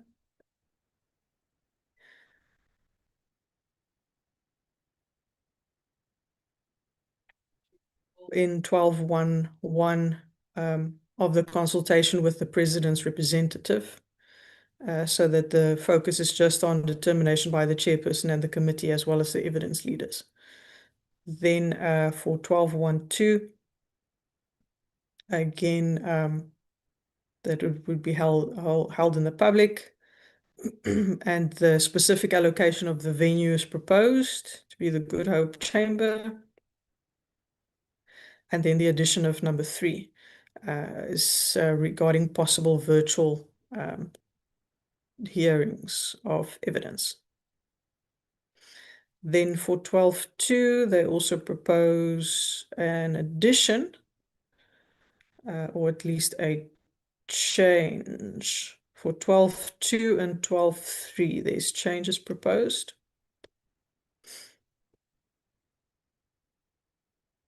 This is to deal with additional members that may attend, and how, or if they can participate, if they are there as an alternate. If there is exclusion of the media or the public, what would be considered under a new 12.3. Then in terms of 12.4, they just refer to the rules that would apply to the committee. And 12.5 also refer back to 12.3 and the assembly rules.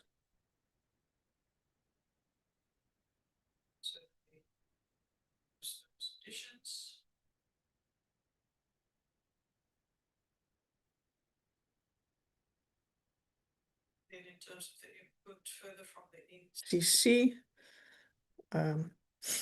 limited sessions being in camera, continue with openness and transparency. In terms of media coverage, number 13,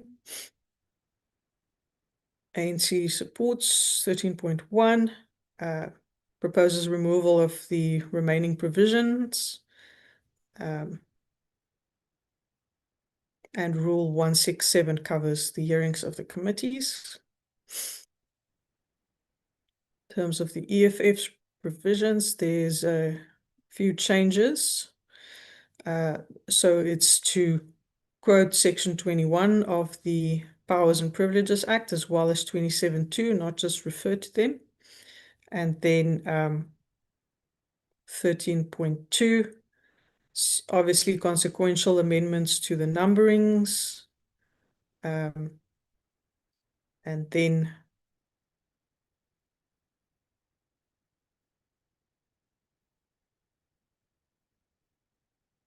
removal of, if available for that purpose, just that it must be broadcasted. The YouTube channel, again, available for the purpose, has been removed in their proposal. And then for the social media aspect, 13.2.3, they add the additional highlighted portion there.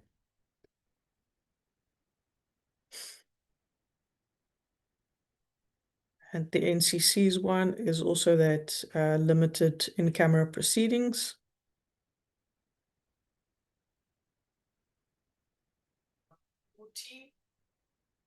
Conduct during or in relation to the proceedings. ANC's view is that the rules cover this sufficiently. Again, members would see some of the ATM's issues could fall under several sections and were captured under the general aspect. So the EFF submission.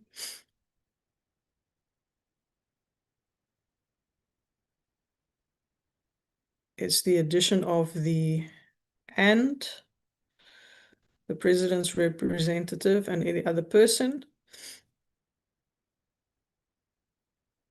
And they propose the changes to 1441 and 1442.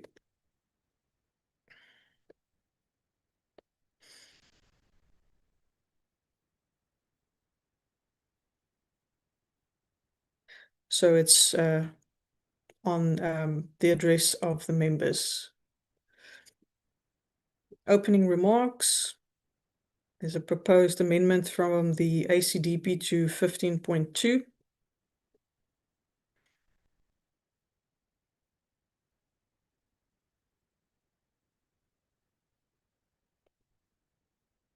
In terms of the ANC's submission, there's questioning sequence times,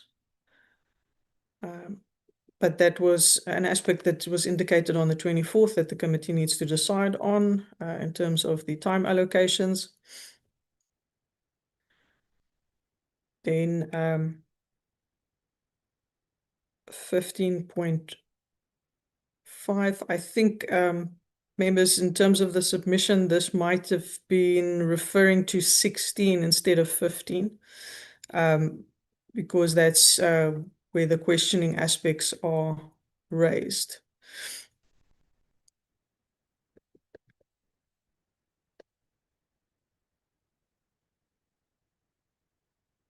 The overall proposal is that the members be provided equal time in terms of their questions. In terms of the EFF's proposal, the proposal is to remove 512 and then to amend 51 as indicated, and to expand on 512. This is where the proposal comes in, where it changes from 1 hour to 30 minutes. And then there are just some aspects here. This numbering will have to be a consequential numbering that has to change. And again, the 1 hour that was allocated there be changed to 30 minutes.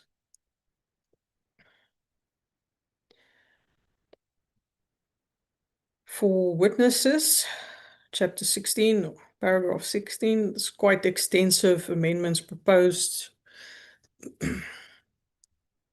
from the ACDP in paragraphs 6.1, 10, and 11.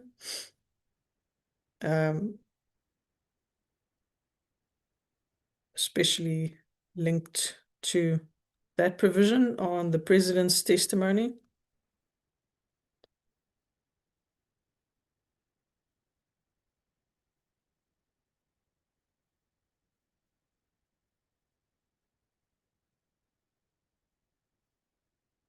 So there were quite a few submissions on the view. The committee had the view that the president has to. There's no if. So those indications will have to flow through in this section. And that's also the indication from the members. The president must present himself. And because of that decision, the terms of reference will have to change wherever that type of reference is.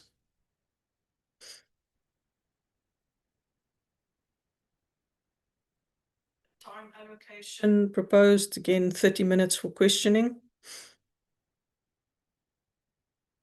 And specifically for paragraphs 16.7.2, 8.3, 8.4, and 9.2, the proposal is 30 minutes for the first 3 members of each party, thereafter 15 minutes for each succeeding member. So that's a differentiation on that aspect. Action essay, again amends this fourth bullet point regarding the president's testimony. And consequential to that, then 610 would have to be removed.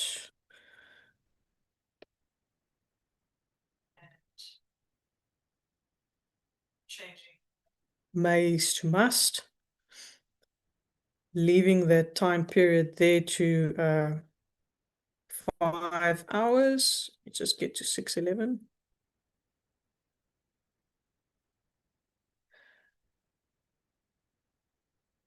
Leaving the 5 hours there, about changing in 11.2 the 5 hours to 6 hours.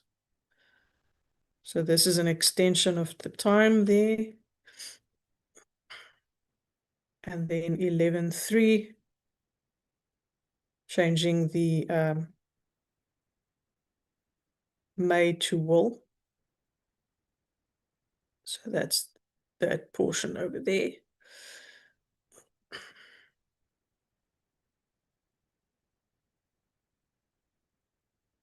The ANC submission.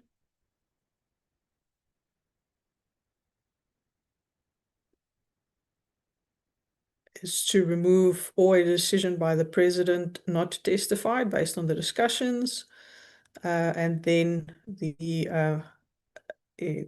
adverse inference indication there by the ANC that needs to be removed. In terms of 16.3, to add Section 3 of the Law of Evidence Amendment Act, in the interest of justice test, and then a request there for legal advice on the decision by the president not to testify, and they support 16.7. In terms of the ATM's proposal, there's amendments proposed to 16.10 and 11. Again, that's on the president's appearance before the committee.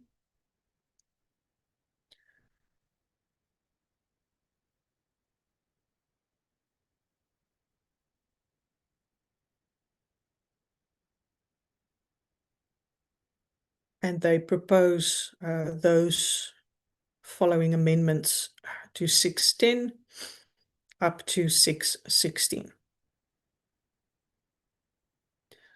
terms of summoning witnesses, again, that the committee holds the power. They expand on the duties of witnesses and legal representation for affected persons, and how those legal representatives should conduct themselves. They expand on the rights of the president and propose that amendment there. On the protection of witnesses, they propose the addition to exclude intimidation and threats, and false evidence or contempt. Again, that would be linked to a witness testimony, and they propose that addition there as well.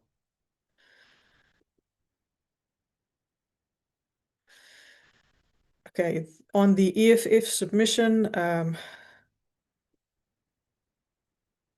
there's a few additions again that changes numbering and bullet points.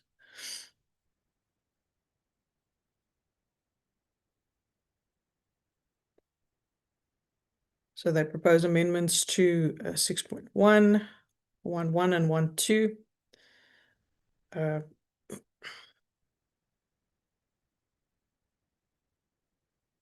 This second, in terms of their proposal, will then obviously have to be third, fourth, and fifth.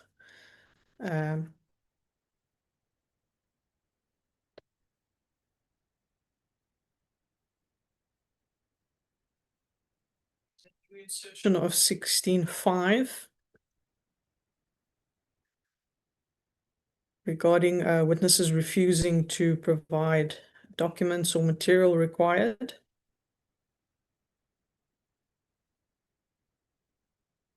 And then amendments to 16.6, which would then become a new number according to the FF's document 16.7.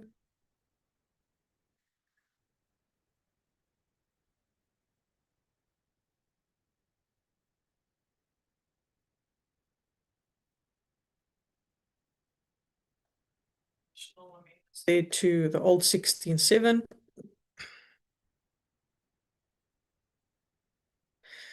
So here, especially in 16.7.1, 2 hours is proposed to change to 1 hour.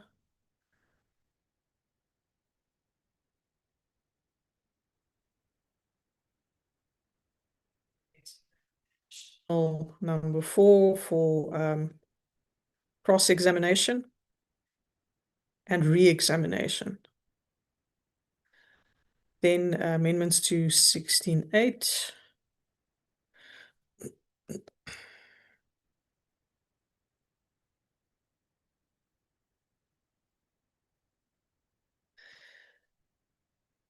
So the time in 8.2 changes from 2 to 1 hour.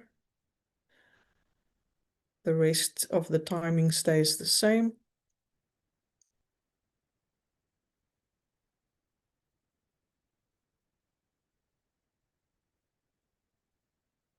Then changes to 16.9.3.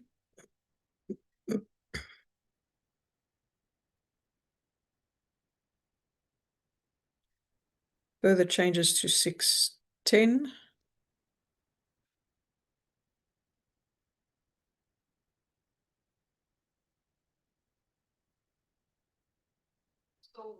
If the president elects to testify, that was not changed in the submission.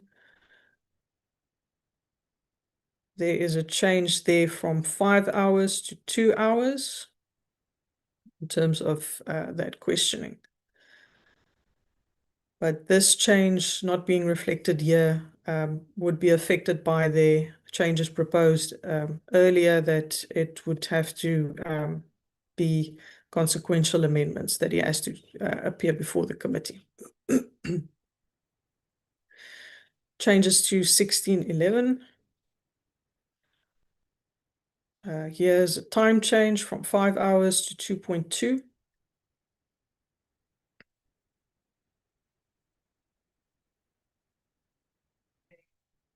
Changes to 16.14.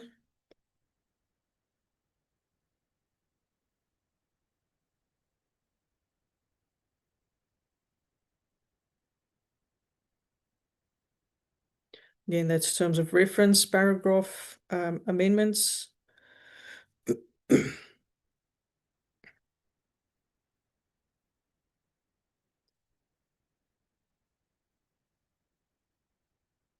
Changes to 16.15.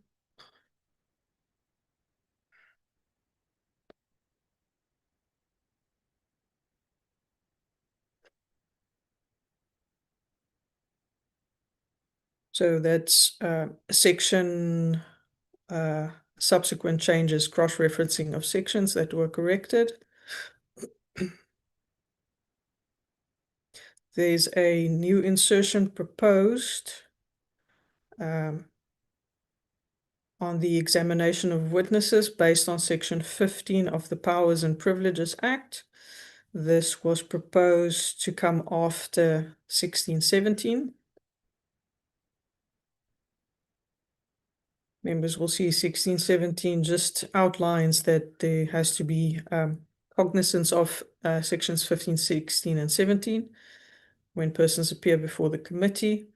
And the proposal is to outline and add those sections, the wording of those sections in the terms of reference.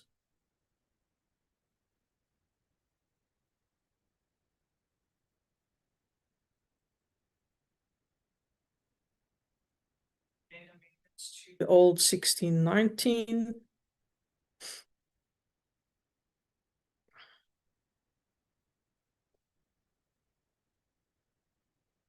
Again, in terms of reference changes there, paragraph changes. There's also changes to the wording here. does not refer to concurrence with the speaker.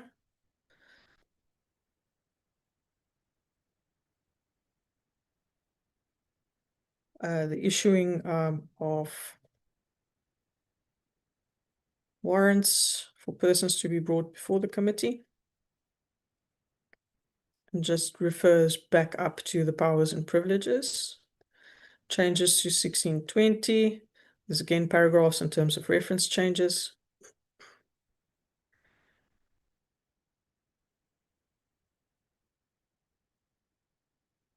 Then changes to 1622, legal privilege.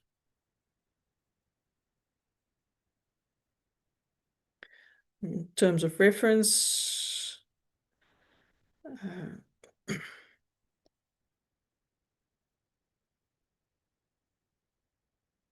changes in addition to wording upon receiving written advice, not just the written advice.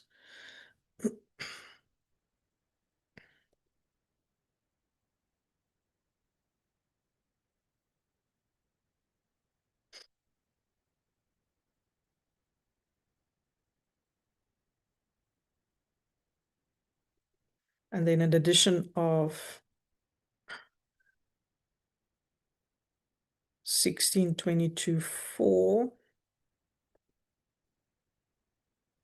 and 5 would then add to 1622. So these are new ones proposed. Additional requirements for the committee secretary to communicate granting of applications. What happens if there's an application refused?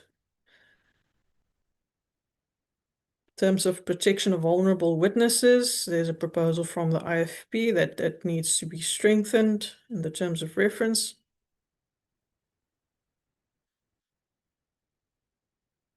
In terms of the president's participation, input made there.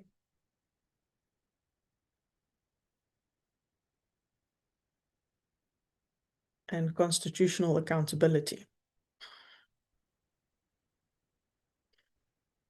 And then also that there needs to be consistency with the terms of reference.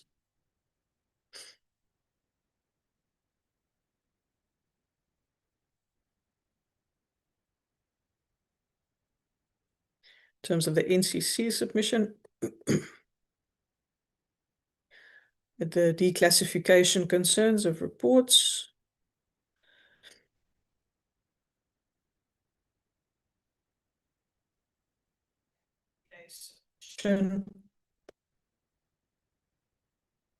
On the addition of objections that may be raised to questions or documents, and that the chairperson then rule on continuation of those questions.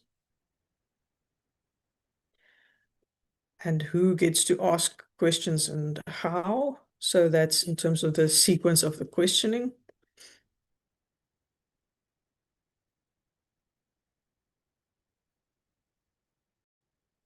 And they propose a sequence of questioning to be added. In terms of number 17, evidence that will be presented. There's a proposed amendment to 17.6 on the adverse inferences. And that's linked back to the president's giving evidence or not. And that 17.6 should be deleted if the view is kept that the president cannot be compelled to testify, then the following can be inserted.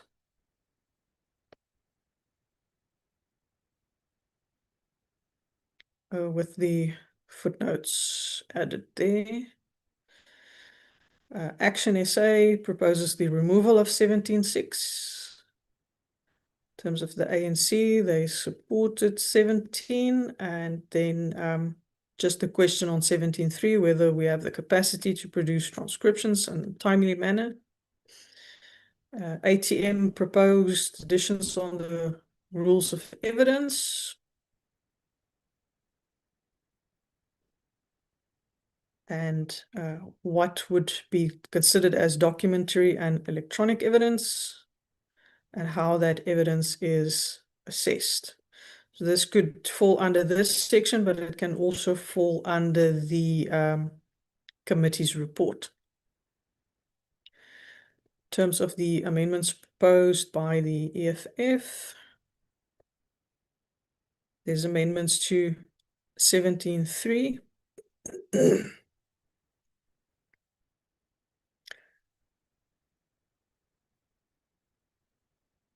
So it's to add admissibility that would have been admissible in a court of law. Amendments to 17.5.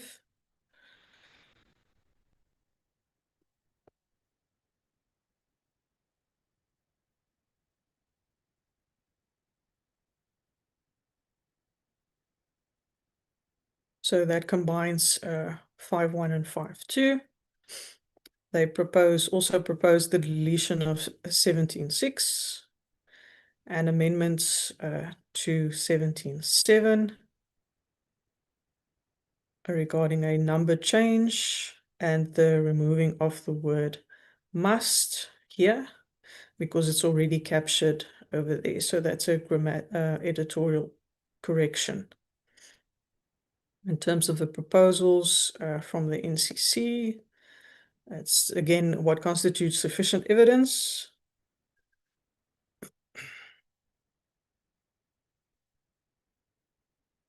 In terms of the PA submission, versions that may be put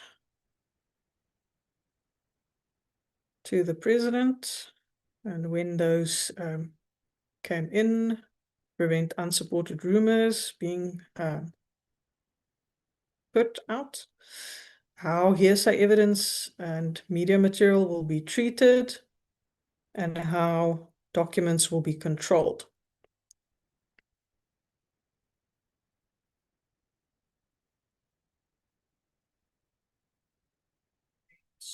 The ANC indicated support of the clause.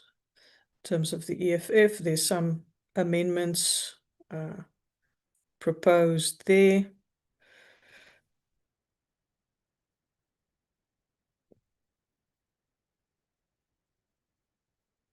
So there's some editorial changes, so you'll see some commas being added and semicolons. 8.3 is changed. Those timelines are taken out. So it's made available within 4 days, the transcriptions.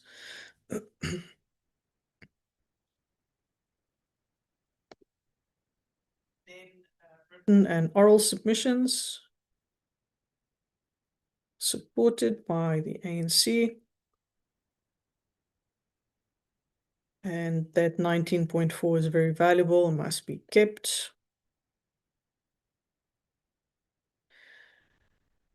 In terms of the EFF submission,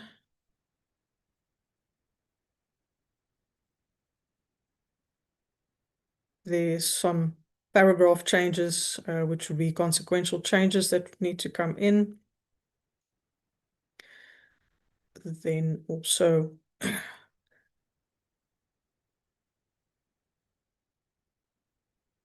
the addition here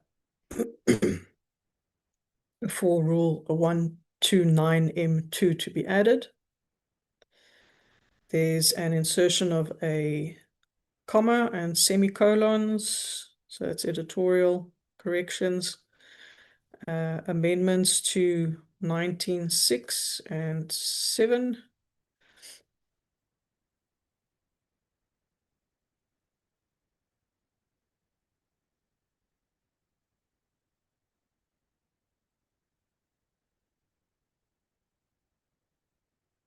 So that is about taking into account period used to answer the questions. So that's again on the time allocations.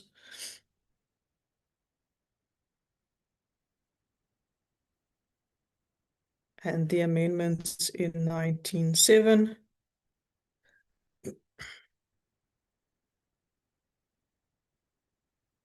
are mainly grammatical corrections that were made there and editorial changes. For 20, the committee deliberations and decisions. Again, a lot of the submissions where there's on how evidence is dealt and assessed, and what has to go into the weight of the evidence applied, that can also fall under the deliberations and the decisions.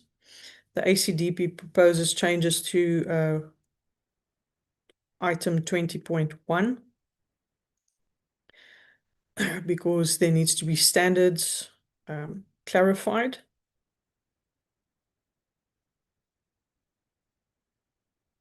And they recommend that 20.1 be changed to read as indicated.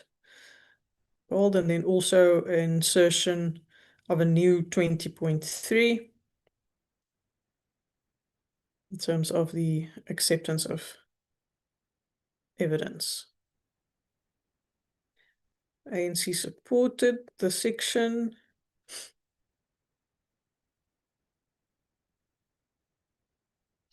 ATM submissions, this is the standard of decision making, just to expand on that. The EFF's amendments is an amendment to 20.1.1. So they've shortened it. In 20.5, there's an insertion of a "the." They propose the removal of 20.6. And an amendment to 20.7.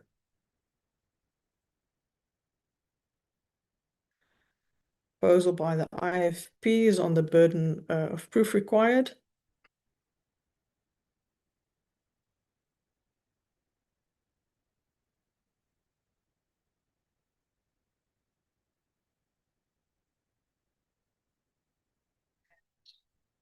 Seriousness of the consequences of the decision.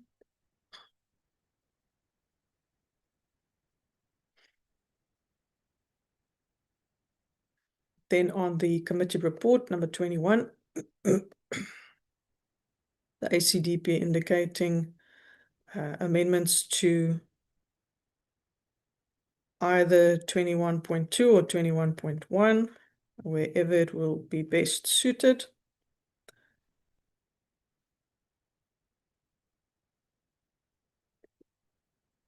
So that would be the guide for the report based on these clauses.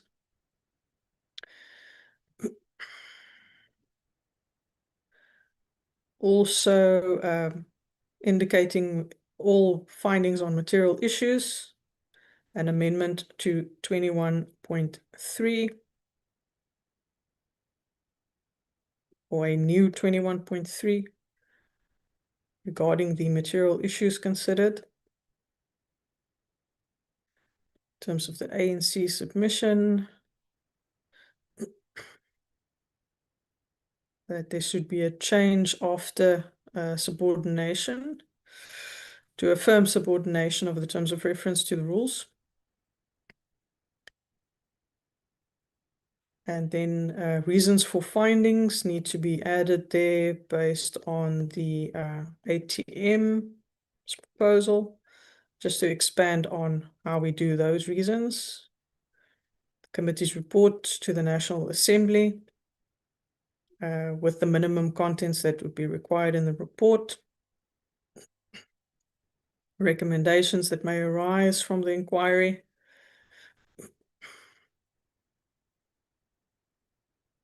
Referral of possible criminal conduct. The implementation of the committee's recommendations. And the minority reports.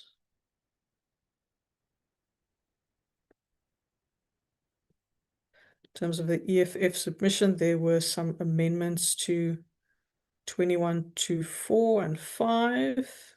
That's changing this whether or not to whether. And then the PA submission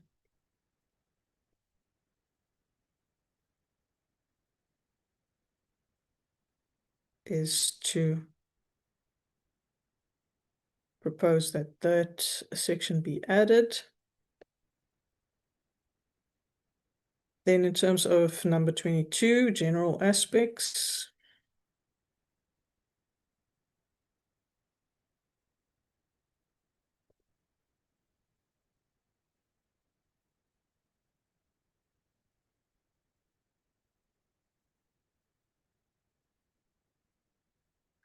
so again, it's the paragraph reference that changes, terms of reference that changes.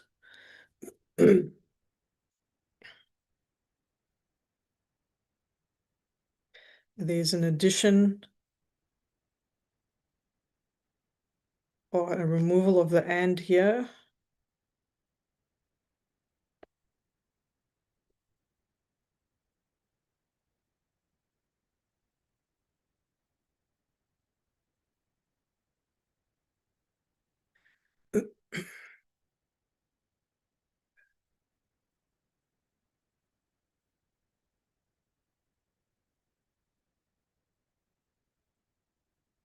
So members will see some of these have been highlighted. That's how we pulled it from the EFF submission. There wasn't any detail on why the sections were highlighted, but we've added it in here.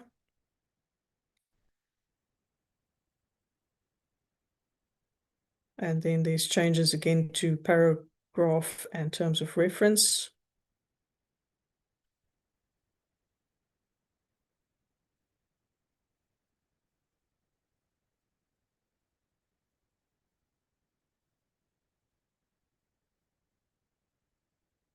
Changes into 22.8 there.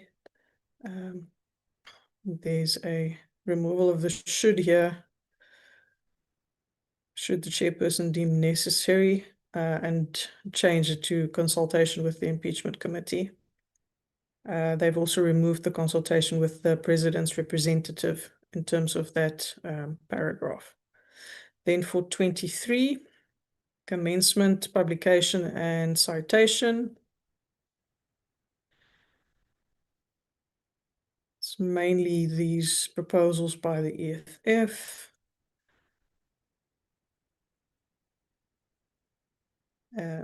Say that it's the committee that determines, not the assembly that determines. And then where the rules are in there to change it to terms of reference. So Chair, that is the full matrix and the submissions that were received, not reading it word for word, but general outlines for the members to consider. Chair, it was a bit difficult to capture all the proposals because some were done as track changes on a document that showed old track changes. Some were general comments expressed by the parties without specific reference to the paragraphs that they would like to see changed. But those are all the proposed amendments that we have received. Once we get that one, once Tim Nkosi sends me the one from the MK, I will include it in the matrix as well. And if members are going to send additional comments, we can do a final matrix document then as well, Chair. Thank you, Chair. Thanks very much, Advocate Nell. Honorable members, that's the presentation, and thanks very much for doing justice to the comments that we received. Obviously, we didn't have a standard or a template that we asked members to submit their comments in, but you have done a great job in collating and classifying the inputs that came from the political parties, and I want to thank the political parties for submission. We will include, as I said earlier, the MKP submissions and ensure that they form part of the matrix. Honorable members, that's the document. Thoughts and also a proposal in terms of how we move forward with this. I had made an earlier proposal that we give a general reflection and that we then move to the next level where in the political parties where there's a violent disagreement with one another, they try to find each other, and that we'll have a much cleaner vision by next week that we can consider. I put the document to yourself, members. Honorable Chairperson, I'm raising my hand. I don't think you can see it.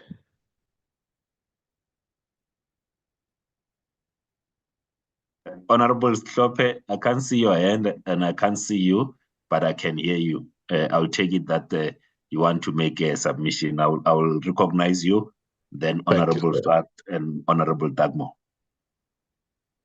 Thank you very much, Chairperson. Thank you so much, Advocate Nell, for a good presentation. It shows you started your legal career in the High Court. That's where you got your training from. But on a serious note, I just want to reiterate what we said earlier on. We did submit a document relating to both the evidence leader as well as our comments regarding these guidelines. That document, I resubmitted it in the morning. One of the things that we touched upon, no doubt, relates to what we firmly believe, i.e., the president cannot give evidence through a legal representative or an intermediary. Giving evidence through an intermediary is normally done in criminal cases where a minor is involved. Say a minor was raped, a 7-year-old child or a 12-year-old or whatever, and is scared of facing the perpetrator. We're not dealing with such cases here. We're dealing with an adult, and the information is peculiarly within the knowledge of the president. So he doesn't have a choice with respect, and I'm glad there seems to be consensus that evidence must be given by the president himself and not through an intermediary or a representative.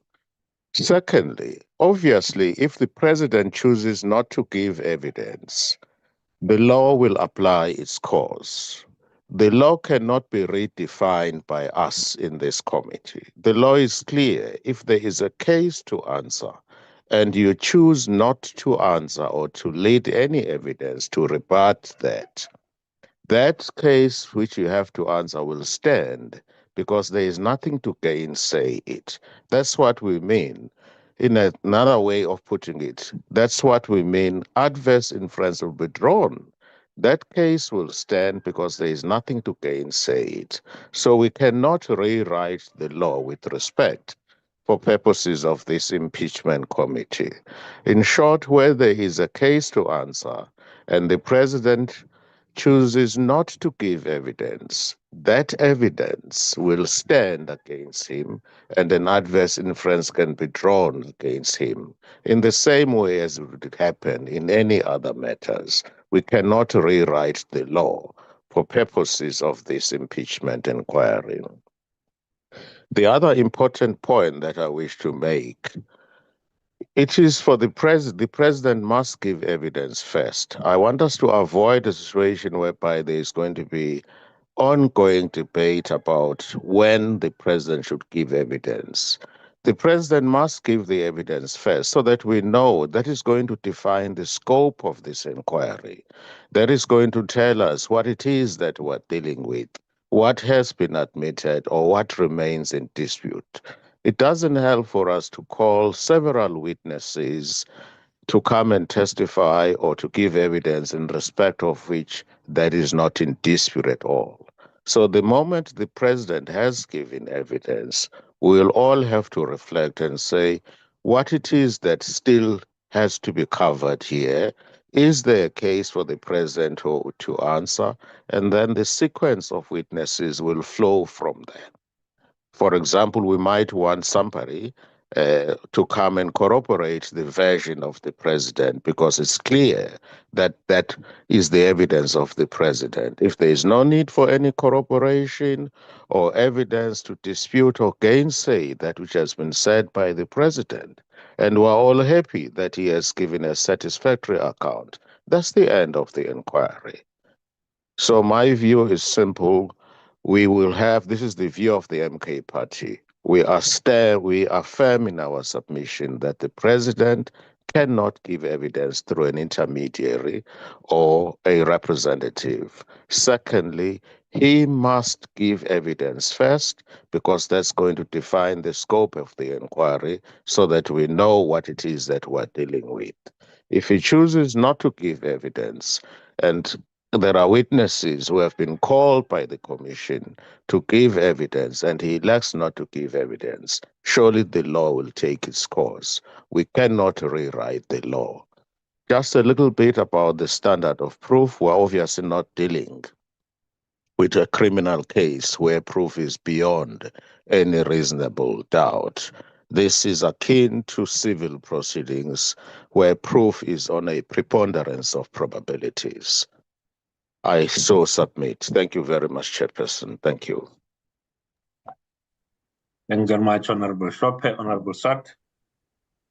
Chairperson, thank you. I found the exercise very helpful with the metrics and to learn the other parties' proposals. And there is a large degree of convergence on a number of issues. There's a lot of detail, which I think we can probably agree. I want to support your proposal to allow an additional, I think you spoke about 48 hours for parties to make, to find each other possibly. I think Dr. Schlope has raised the critical issue, and that is the wording as presently formulated, that the president can elect to give evidence. And should he, firstly, the issue of through an intermediary, which we would not support according to our document. Secondly, the issue of whether he gives evidence at all, and should he not give evidence, whether an adverse inference can be drawn from that. And the present clause says no adverse inference can be drawn, and I think that is incorrect as a matter of law. A negative inference could possibly be drawn from a lack of giving evidence, or on the other hand, as Dr. Schlope indicated, when one then balances all the evidence at the end of the day and the president chooses not to elect, then that becomes a factor, possible negative factor, when one balances on the balance of probabilities. Chairperson, I think this we need to appreciate, and that's why I made the introductory comments in my note, that this is a unique constitutional process. Whilst we draw from criminal law and civil law, and we are guided by that, this is a constitutional accountability mechanism where we apply an inquisitorial nature as to determine on an objective legal basis whether we are dealing with a delinquent president or not at the end of the day. I will give serious consideration to Dr. Schlope's suggestion about the president giving evidence first, should he elect to do so, but we would seriously argue that there should be a compulsion for the president to give evidence, or at the very least, should he elect not to give evidence, that a negative inference can be drawn. But at this stage, Chair, I just want to indicate that we support your proposal for additional time. Thank you, Chairperson. Thank you very much, Honorable Doug Moore. Thanks, Chair. Chair, as you said, just a few broad reflections.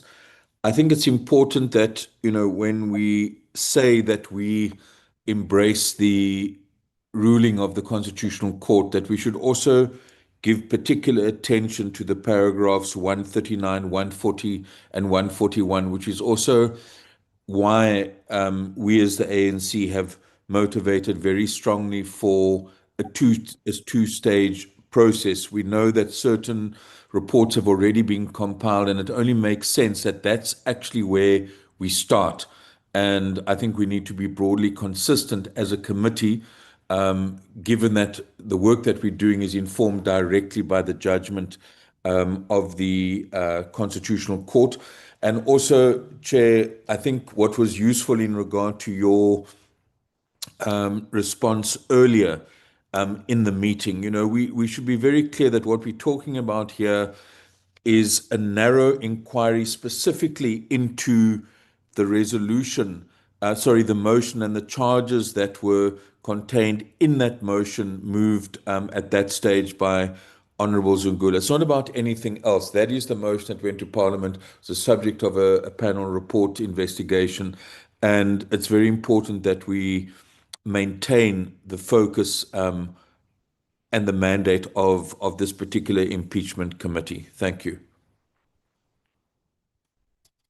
Thanks very much, Honorable Ngobeni.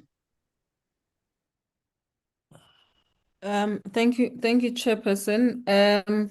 I think I just want to make maybe 2 or 3 points. The first is that I think we are all very much aligned with regards to the president appearing, and that, we're hoping that that will be absolutely unanimous. We don't believe that he should be able to give evidence in absentia. We also agree with the negative inference suggestion that has been made previously. We absolutely agree with that.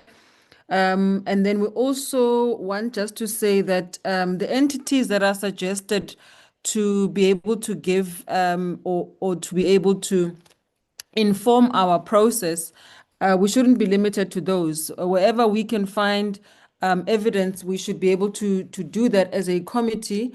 And so in the end, I think what we want to really just respond to is the idea, and I think it was Honorable Dagmore just now who spoke to the question of, being as narrow as limited to the motion that is before us.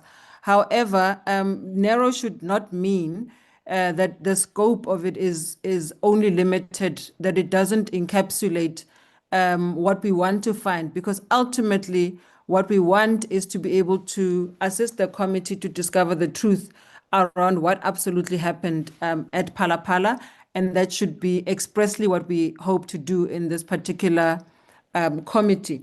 I also want to say the suggested entities, I think we spoke to this earlier on, should just inform our work and not necessarily limit to those particular entities that have been referred to in the terms of reference. And I think that we should absolutely broaden those.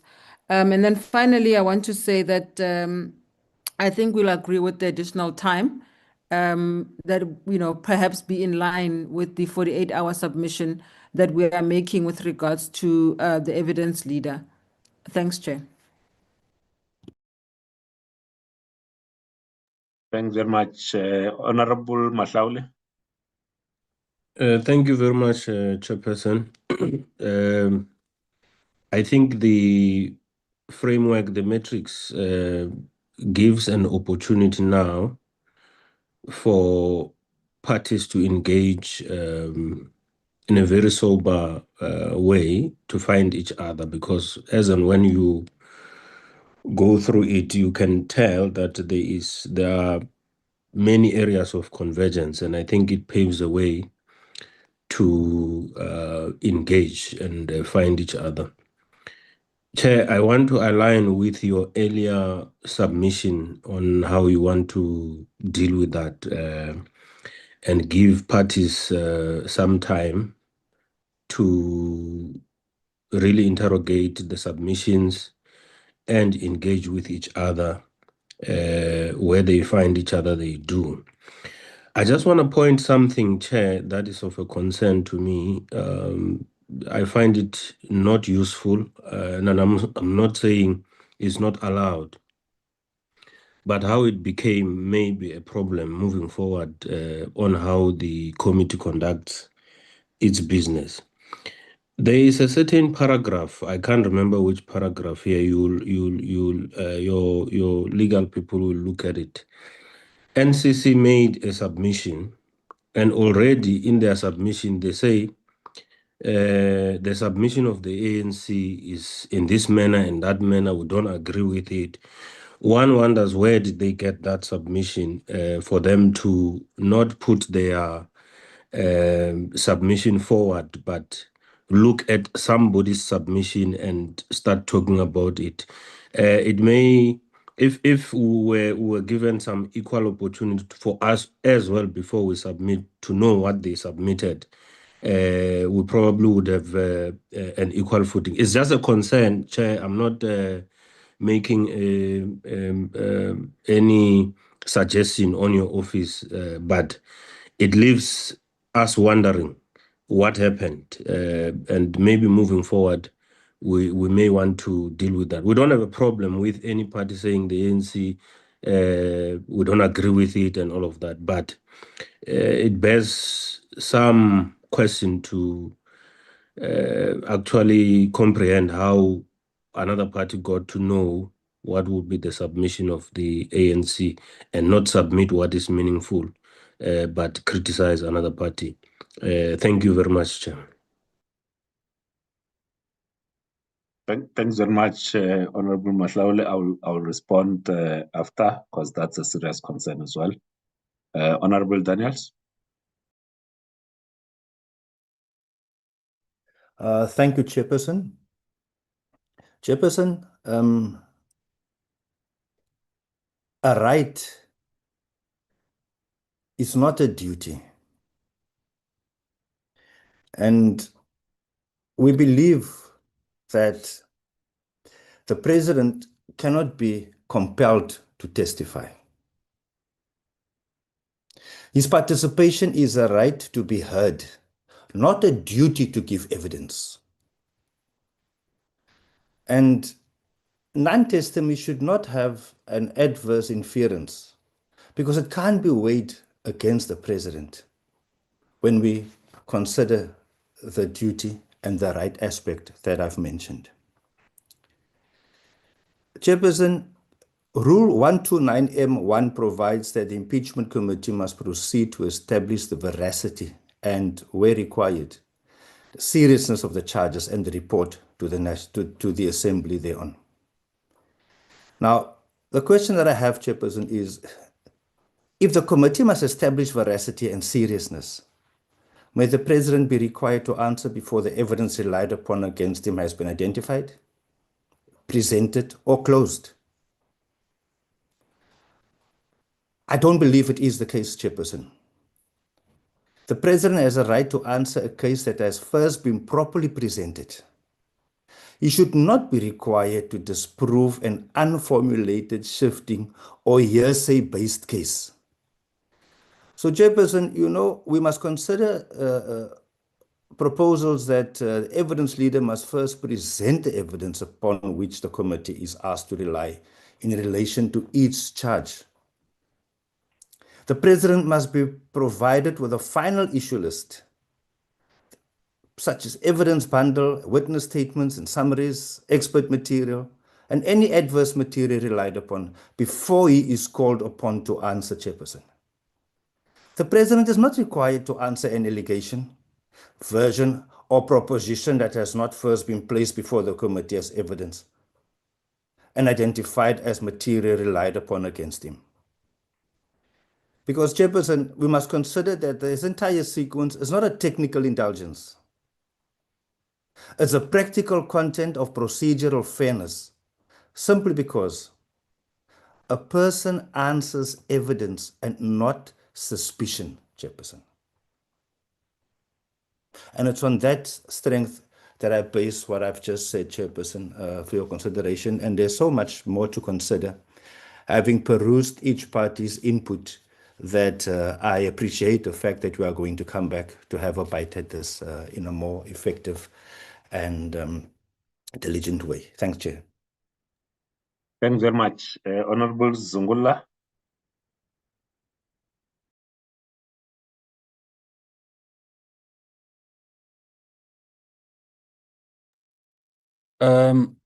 Thank you, Chair.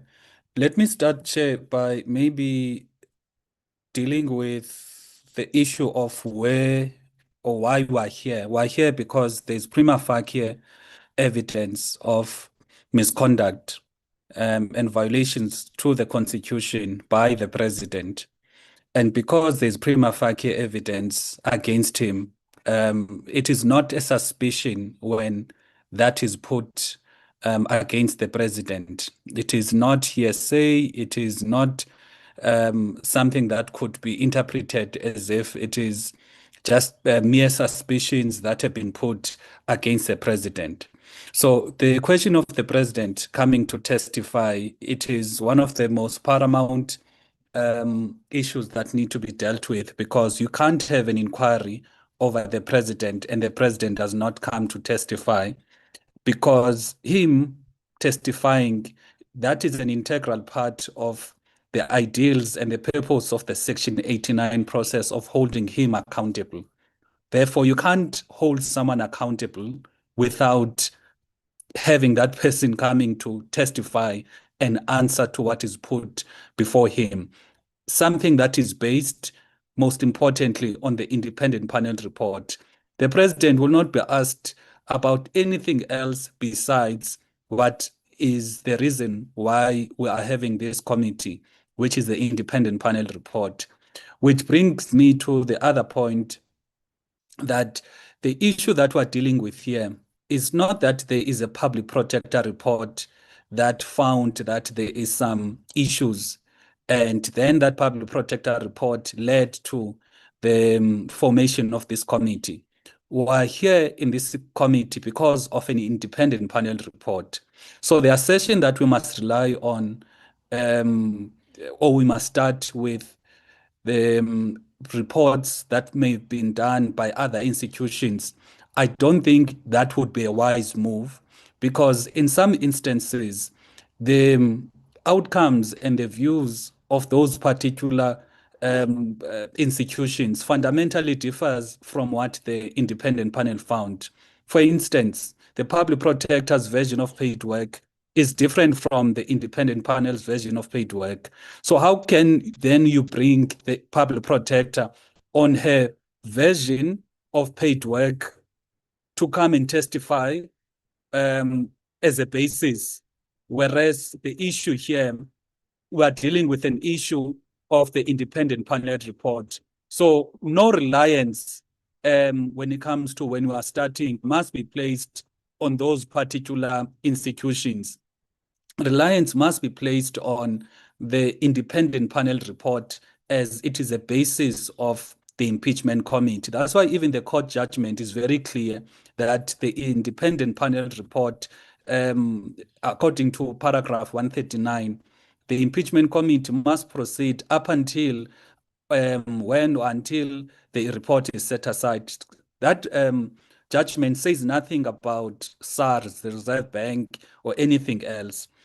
And then the other issue is that we are in a full-blown trial as we speak, Chair. It's not like we are going to start another process that will lead to another process.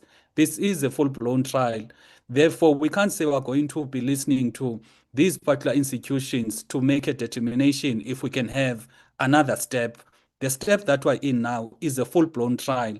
And my view is that we must start with the independent panel report as a basis, because that is why you are here.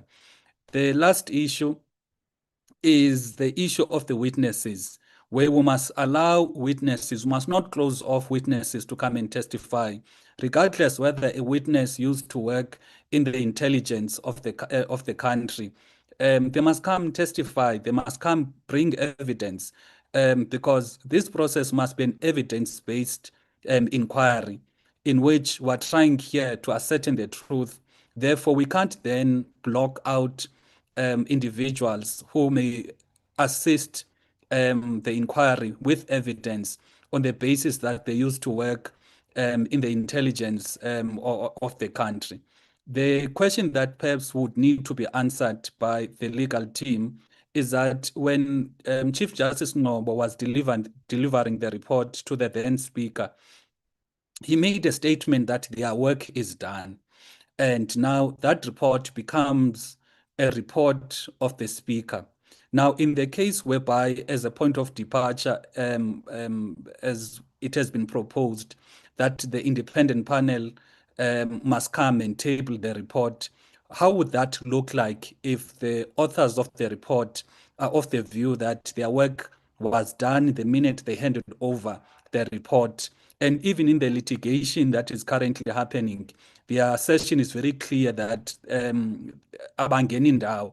So what then would be the way to deal with that in terms of ensuring that we get their view, their wisdom, and their understanding, which led to that report with those conclusions, and at the same time deal with the question of, can they come testify or can they come to table their report? Thank you. Thank you very much, Honorable Litchfield Chabalala. Thank you, Chair. After this, I will excuse myself. Honorable Zungula has covered me on the legal technicalities that govern this, and I'm glad I'm speaking after him. So I will do what is done in the military, where a junior speaks to a senior and they say permission to speak freely. So can I speak freely? We are very busy, GNU. This is an election year. If you are calling us here to come and talk to the Sudanese businessman, to the immigration officer who let such a huge sum of money pass through our borders, or to a bank that allowed this man to withdraw such a large sum of money, you can't even withdraw dollars directly in this country. You want us to talk to the workers at Phala Phala Farm, every one of them talking about the president, but the president is not appearing. You are really wasting our time. I say again, it's an election year. If that's what we are formed for, in the words of Honorable Daniels, we are here to establish the truth so that we don't drag the president to the impeachment committee based on hearsay. But you want us to conduct that process precisely based on hearsay, because all of those people will be talking about him, but he's not appearing. So honestly, I beg, or so say Nigerians, GNU, don't push us to a corner where, as some of us in opposition have to come into boardrooms and say, do we really want to be part of this impeachment committee, or do we just leave it as a GNU process? You can't waste our time this way, not this year when it's an election year. So let us be very clear from the beginning. If you want to establish the truth, this whole case is about the president, trying to understand what is so scary about him appearing in the impeachment committee. Also, just permission to speak freely again. Do you think if those dollars were found in my house, I would still be breathing today? I would long have been in jail. So, man, let's not confirm what some of us in opposition are already saying, that we are dealing with a legal process that is very captured in this country. Don't confirm that stereotype. Can we be serious about ourselves? Thank you, Chair, and I would like to excuse myself. Thank you, colleagues, for this meeting.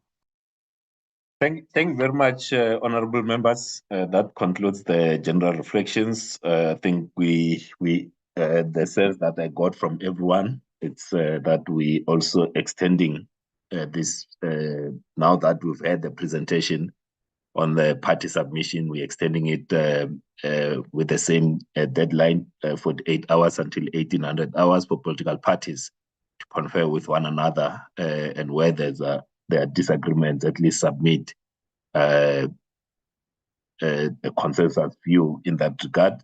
But also for ourselves in the background, we can be able to then clean up the document so that by the time we meet next week, it's not a 114-page document. We remove all the commentary around the proposals, and we are left with the proposal so that it becomes a lot easier for us to deliberate on that. Honorable Zungula?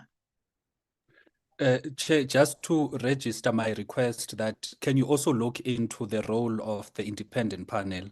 I will come there. I'm taking from the top, Honorable Zungula. I'm coming there.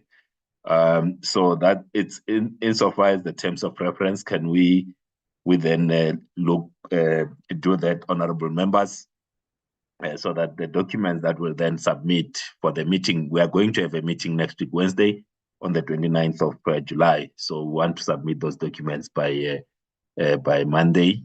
So if you find one another, please let us know and submit the consolidated view together with the party that you have agreed with. It will assist us. It will assist us greatly. There are two aspects that we have to check.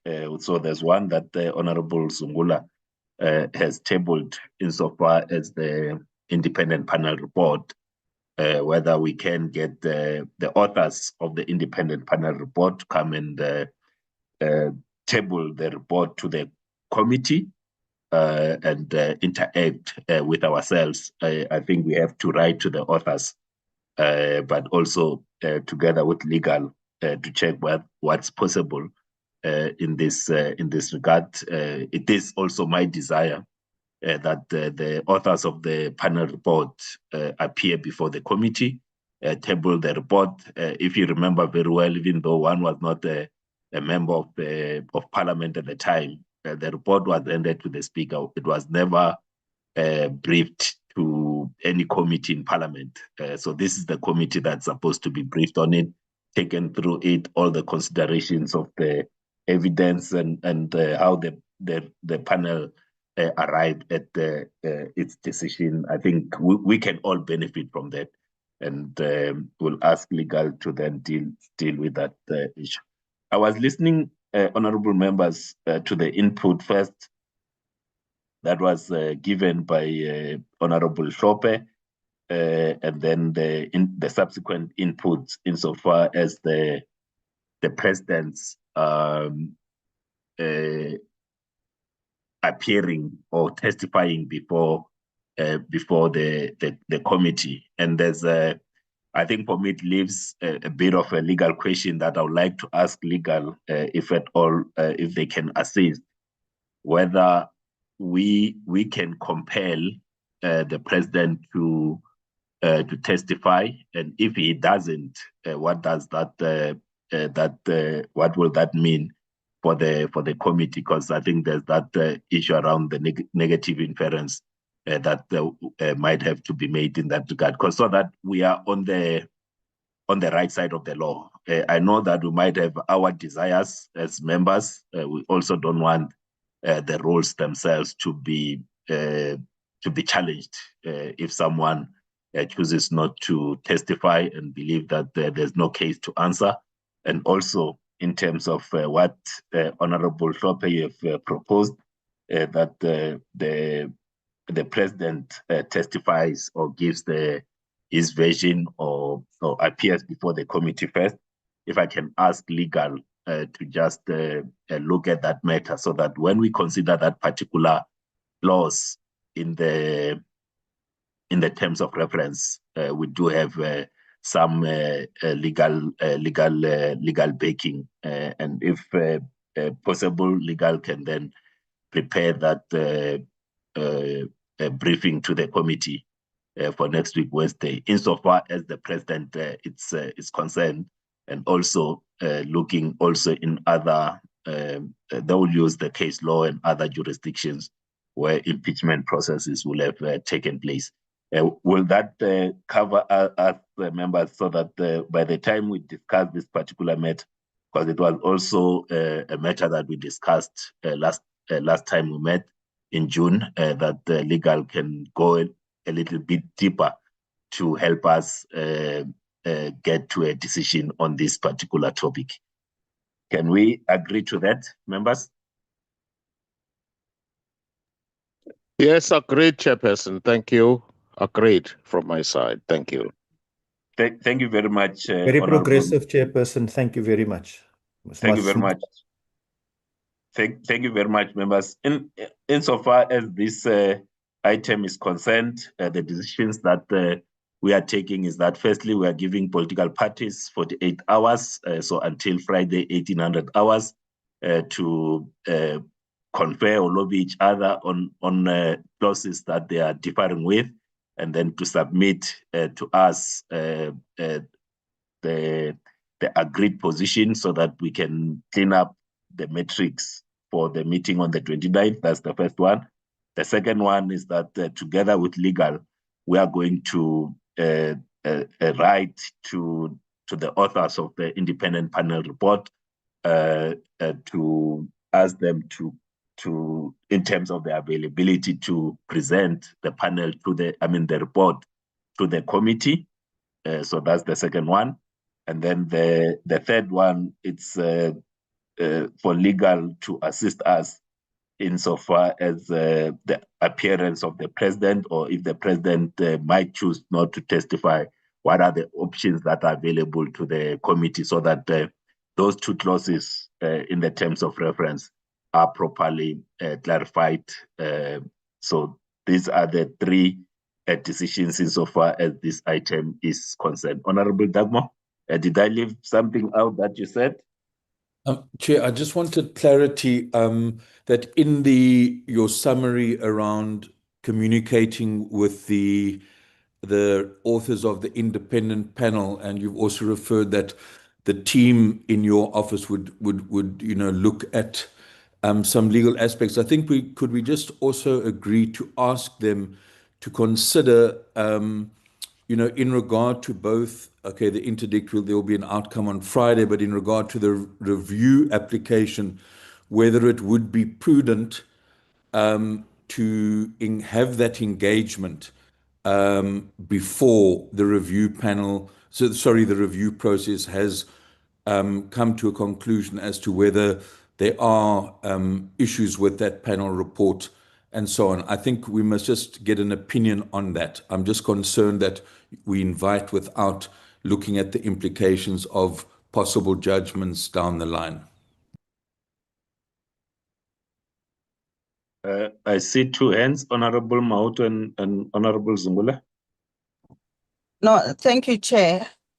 We didn't want to engage now because you said we were going to engage as political parties and then come and sit next week. But now we are forced to speak because we see that you are already moving. One, it must be noted that the EFF objects to the president not giving evidence himself. Will be failing the people of South Africa. Will be failing ourselves, will be failing in our duties to hold the executive to account. He's an individual who's been elected into an office, not through lawyers, by him, and him taking the oath of office. So he must come here. The same way he answers questions in Parliament, that's holding the president to account. He is now compelled, not even by Parliament, by the Constitutional Court, to come and be held accountable here. There were no lawyers when he took an oath of office. There were no lawyers when we were electing him. So we vehemently disagree with any notion that the president should speak through lawyers. That's number one. Number two, Chair, the Constitutional Court is very clear. This matter, this report, independent panel report, must be referred to the impeachment committee.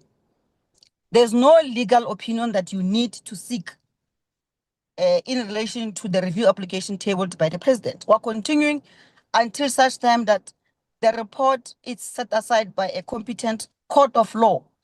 As it stands now, there's no such a judgment. The judgment we have in front of us is the one that says the matter must be referred to the impeachment committee, and that's exactly what we're doing. So I oppose the proposal that says go and seek legal opinion. We don't have money. Our people are dying. Children are falling into pit toilets. Let's save the little resources of the state and focus on things that are going to help us take us somewhere. You don't need any legal opinion on a judgment that is tabled or was issued by the Constitutional Court, the highest court in the land. Thank you, Chair. Honorable Zungula. A quick one for me, Chair. I initially thought I'm done speaking for the meeting because you were done with your conclusions. However, maybe I'm rushing, but we can't allow a case where the process is second guessed indirectly, because there is a court ruling that has led to where we are, and the work of the committee must proceed up until that independent panel report is set aside by a court of law. Therefore, it cannot be that even the authors now of that independent panel report are asked to give an opinion whether their report is actually going to stand legal scrutiny, because the suggestion that has been made is basically saying, as the authors of the independent panel report to advise when it's taken to court, will it survive constitutional scrutiny or legal scrutiny? And without being biased, there is no person who can then say, no, I think my report was shoddy, therefore let's hold off up until those processes are done. The process must continue. If we meet next week, we decide, we conclude on the evidence leaders, we conclude on the terms of reference. The following week, we must have the independent panel, Chief Justice Ngobo, and team coming to table the report, if possible. There need not be any form of delay up until those legal processes, because that is not what the Constitutional Court actually crafted in their judgment. Thank you. Thank you, Honorable Mutambi. Thank you, Chairperson. Yet, well, we agree that this matter must proceed. But, Chair, I think we stand to support your recommendation on that you seek a legal opinion also on the issue on the election, whether to testify or not, because that will provide a balance and clarity on the constitutional right to remain silent, because it's there. I will want to support that. And then secondly, Chairperson, there's an issue that Dr. Klope raised on the issue around the standard of proof on these matters, whether it's on the balance of probabilities or beyond reasonable doubt that relates to court, both civil and criminal approach. And then the question that arises, Chair, is that which standard of proof is used to determine serious violation of the Constitution? And the Constitution at the same time does not define it or its actual threshold. That's why it will be important for you, Chairperson, as we proceed, when we move towards, you also seek a legal opinion to that. But we support that matters that you said you must seek legal opinion. Thank you, Chair. Thank you very much. Thank you very much, members. Just so that we are clear, and I'll start Honorable Zungula to say that what you had asked was that you want us to then ask legal, not that we are going to an external counsel and so forth. They are legal advisors to this committee. The first point of call for us, or for myself as the chairperson, is the legal advisors to the committee that then looks at this matter. So you had said, Honorable Zungula, that the panel had said that they say their work is done. Now we need to request them to appear before the committee. I said that together with legal. No, when I say legal, I'm referring to the legal advisors to the committee, which is Ms. Suen Isaac and Mr. Michael Prince in the first instance. So we are not going to spend any extra money because they are the employees of Parliament. In the first instance, they are going to advise on the question that you asked, whether we can call them, and then if we then say we can call them, then we write a letter asking them to come and appear before the committee, like we do with any person that we would like to appear before the committees of Parliament. That's what we're going to do. And it is the same insofar as the president.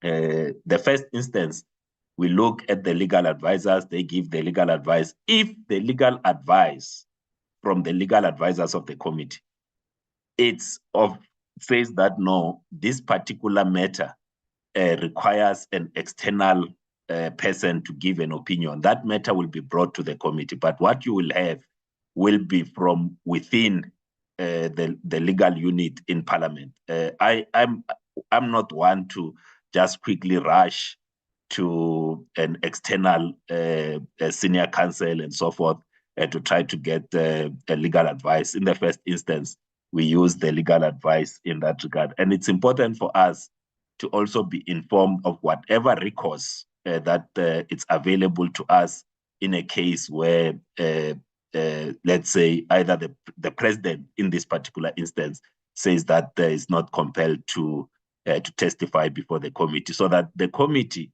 when it finalizes its terms of reference, it can be adequately informed, and not only we go with just our own wishes. So I'm trying to say, as a committee, we need a bit of background information, or at least some view on this before we finalize the terms of reference. It was not to say in any way that we cannot state in our terms that the president must appear, but is to say, all right, what are the options available to us? And that work will be done by the legal advisors that are assigned to this committee in the first instance. Honorable Mautwe? No, thank you, Chair. You know, Chair, we should not go around in circles all the time. We've been here before. There was a full impeachment, that process that was taken by Parliament for Advocate Busisiwe Mkhwebane. And that should be our base. That should be the starting point to say, what lessons did we learn from that? If you remember, Chair, I was sitting in that committee. You too were sitting in that committee. The initial point was that Advocate cannot be afforded the opportunity to have legal representative. And then the committee took a resolution that we are not affording her that right. She had to go to court to seek intervention for her to have that right. And then the court agreed with her that she has the right to have a legal representation. But the court did not agree with her on her giving testimony or evidence herself. So why are we now changing the rules? Because now it's the same process, it's the same impeachment process, just different faces. But we want now to pretend as if we were never here before. No, Chair, you should have already by now sat with your legal team and your staff to advise you on what has, or refresh your mind, because it's not to advise. You were here. It's not very long ago. Me and you were in that committee. So I don't understand why we are now saying we need a legal opinion on whether the president can come and testify or not. That question does not arise. The president must come and give a testimony. We agree that his legal representative can sit with him, but they cannot answer. They don't answer for him in Parliament. This is still Parliament. There's nothing different here. So let's not waste time over things and waste money. And the legal team should be seized with the work that is meant for the committee. There's a lot of work. There's a lot of paperwork that still needs to be put in place. Instead of going around in circles who are here for the first time. Why not? At least we've got that experience, Chair. Please, let's move in that order. Thank you. Thank you very much, Honorable Mautwe. We will move in that order. Honorable Maimane, I saw your hand and then you lowered it. Are you covered now? Yes, Chairperson. Suffice to say that what I'd wanted to understand is that I think if the committee was to table a report that Parliament needed to vote on to meet the constitutional threshold without testimony from the President, I'm not sure how that would serve Parliament in its interests. That was just maybe a question I wanted to put forward, but I think the other speakers have covered us in terms of where the matter goes. So I will yield it at that point. All right. Thanks very much. I take all the points that have been made, and we will take lessons from. Maybe Moruti Maimane should have prayed for the chair. Aye, Mautwe. No. Thanks very much. We will proceed. It's important that at all times, also when there are some legal questions and these matters come up, we also satisfy ourselves that we are on the right side of the law, because this particular matter, as I always say, is the first of its kind, and we must at all times be on the right side of the law, because there are various ways that these matters will then be dealt with. But we'll proceed on those three resolutions in this regard. Can we then go to the last item, which is the minutes? Temkosi, can you please take us that item, the minutes of the previous meeting? Thank you very much. The minutes were circulated, Temkosi. Just go to the resolutions of the meeting. Thank you very much, Chair. As I present the minutes, you are correct. They were presented to the committee. Sorry, they were circulated to members. It is the minutes of the 24th of June, our last committee meeting. And as you have indicated, Chair, I'll just go down at the bottom where the committee made the resolutions, wherein after the deliberation, it was resolved that all political parties would be afforded until Friday, 10 July, to submit the nomination of candidates for consideration as evidence leaders. The same resolution was made in relation to the TORs, and was also indicated that the committee secretariat should provide members with a list of all parliamentary support staff supporting the committee together with their respective roles. Committee agreed that the senior evidence leader would not be subjected to a vetting process as that would be time consuming and could result in delays.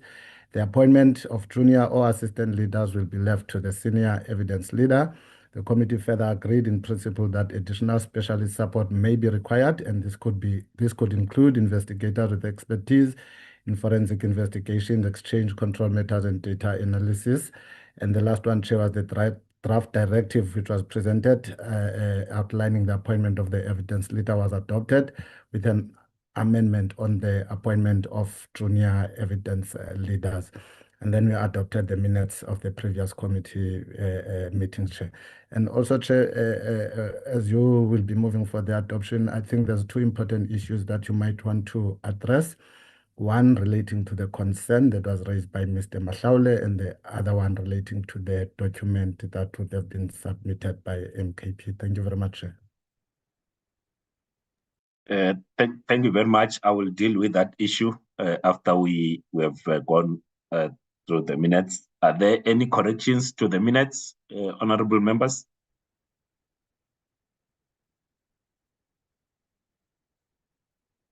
I don't see any hands. Any mover for the minutes as a true reflection of our last meeting, Honorable Dagmar? Thank you, Chair. Yes, I would like to move for the adoption of the minutes as presented. Thank you. Thanks very much, Honorable Dagmar. Any seconder? May I second, Mr. Chairperson? Honorable Hlophe, Honorable Daniel, second. Thank you very much, honorable members. There were just two issues that as we move towards closure, that I just need to raise. And so there was one, the issue around the input of the MKP, that we had missed them. I think we missed them because they were submitted to the WhatsApp group and without context.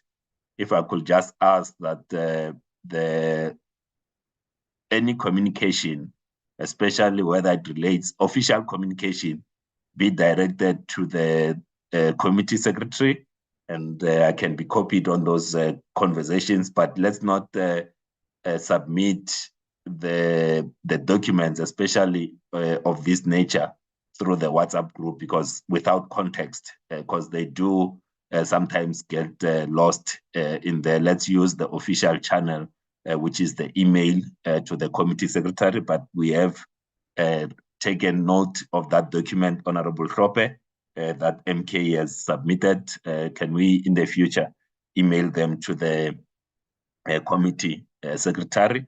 And Advocate Nell has just indicated to me that she will add the input of MK and circulate the amended matrix this evening. That's the first issue.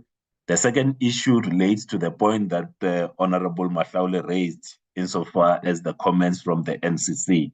And I was able to check with the team in terms of what could have happened. Safe to say that if you remember, when the draft, then there were the draft rules were sent through to the committee. The inputs of the political parties that were sent to the subcommittee on rules were attached to that referral, and that when we sent the draft rules, then the inputs of the political parties were also circulated. So the NCC made their comments based on the inputs of the ANC to the subcommittee on rules. It was not that they got sight of your presentation in this particular round of inputs, Honorable Mahlaule, they were responding to the earlier inputs that were circulated that you will have made to the subcommittee on rules that were referred together with the draft terms of reference. So that's how the NCC got hold of your initial input. It was from the input you made to the subcommittee on rules. Honorable members, this brings us to the close of our meeting. It's 30 minutes after we had budgeted, from the time that we had budgeted for. It means that next time we should budget the time accordingly. So we'll budget 10 o'clock to 2 o'clock for the next meeting so that we can be in time. So thank you very much to yourselves for attending this meeting, for participating. And please do submit if you have additional nominees for the evidence leader by Friday 1800 hours, and also in the conversations that you need to have with one another as it relates to the terms of reference. If we can have them by 1800 hours on Friday, we'll appreciate. Thank you very much, and thanks to everyone who joined this meeting online, who watched and this conversation on YouTube. We'll continue to focus on the things that is in our control. Thank you very much. The meeting is adjourned.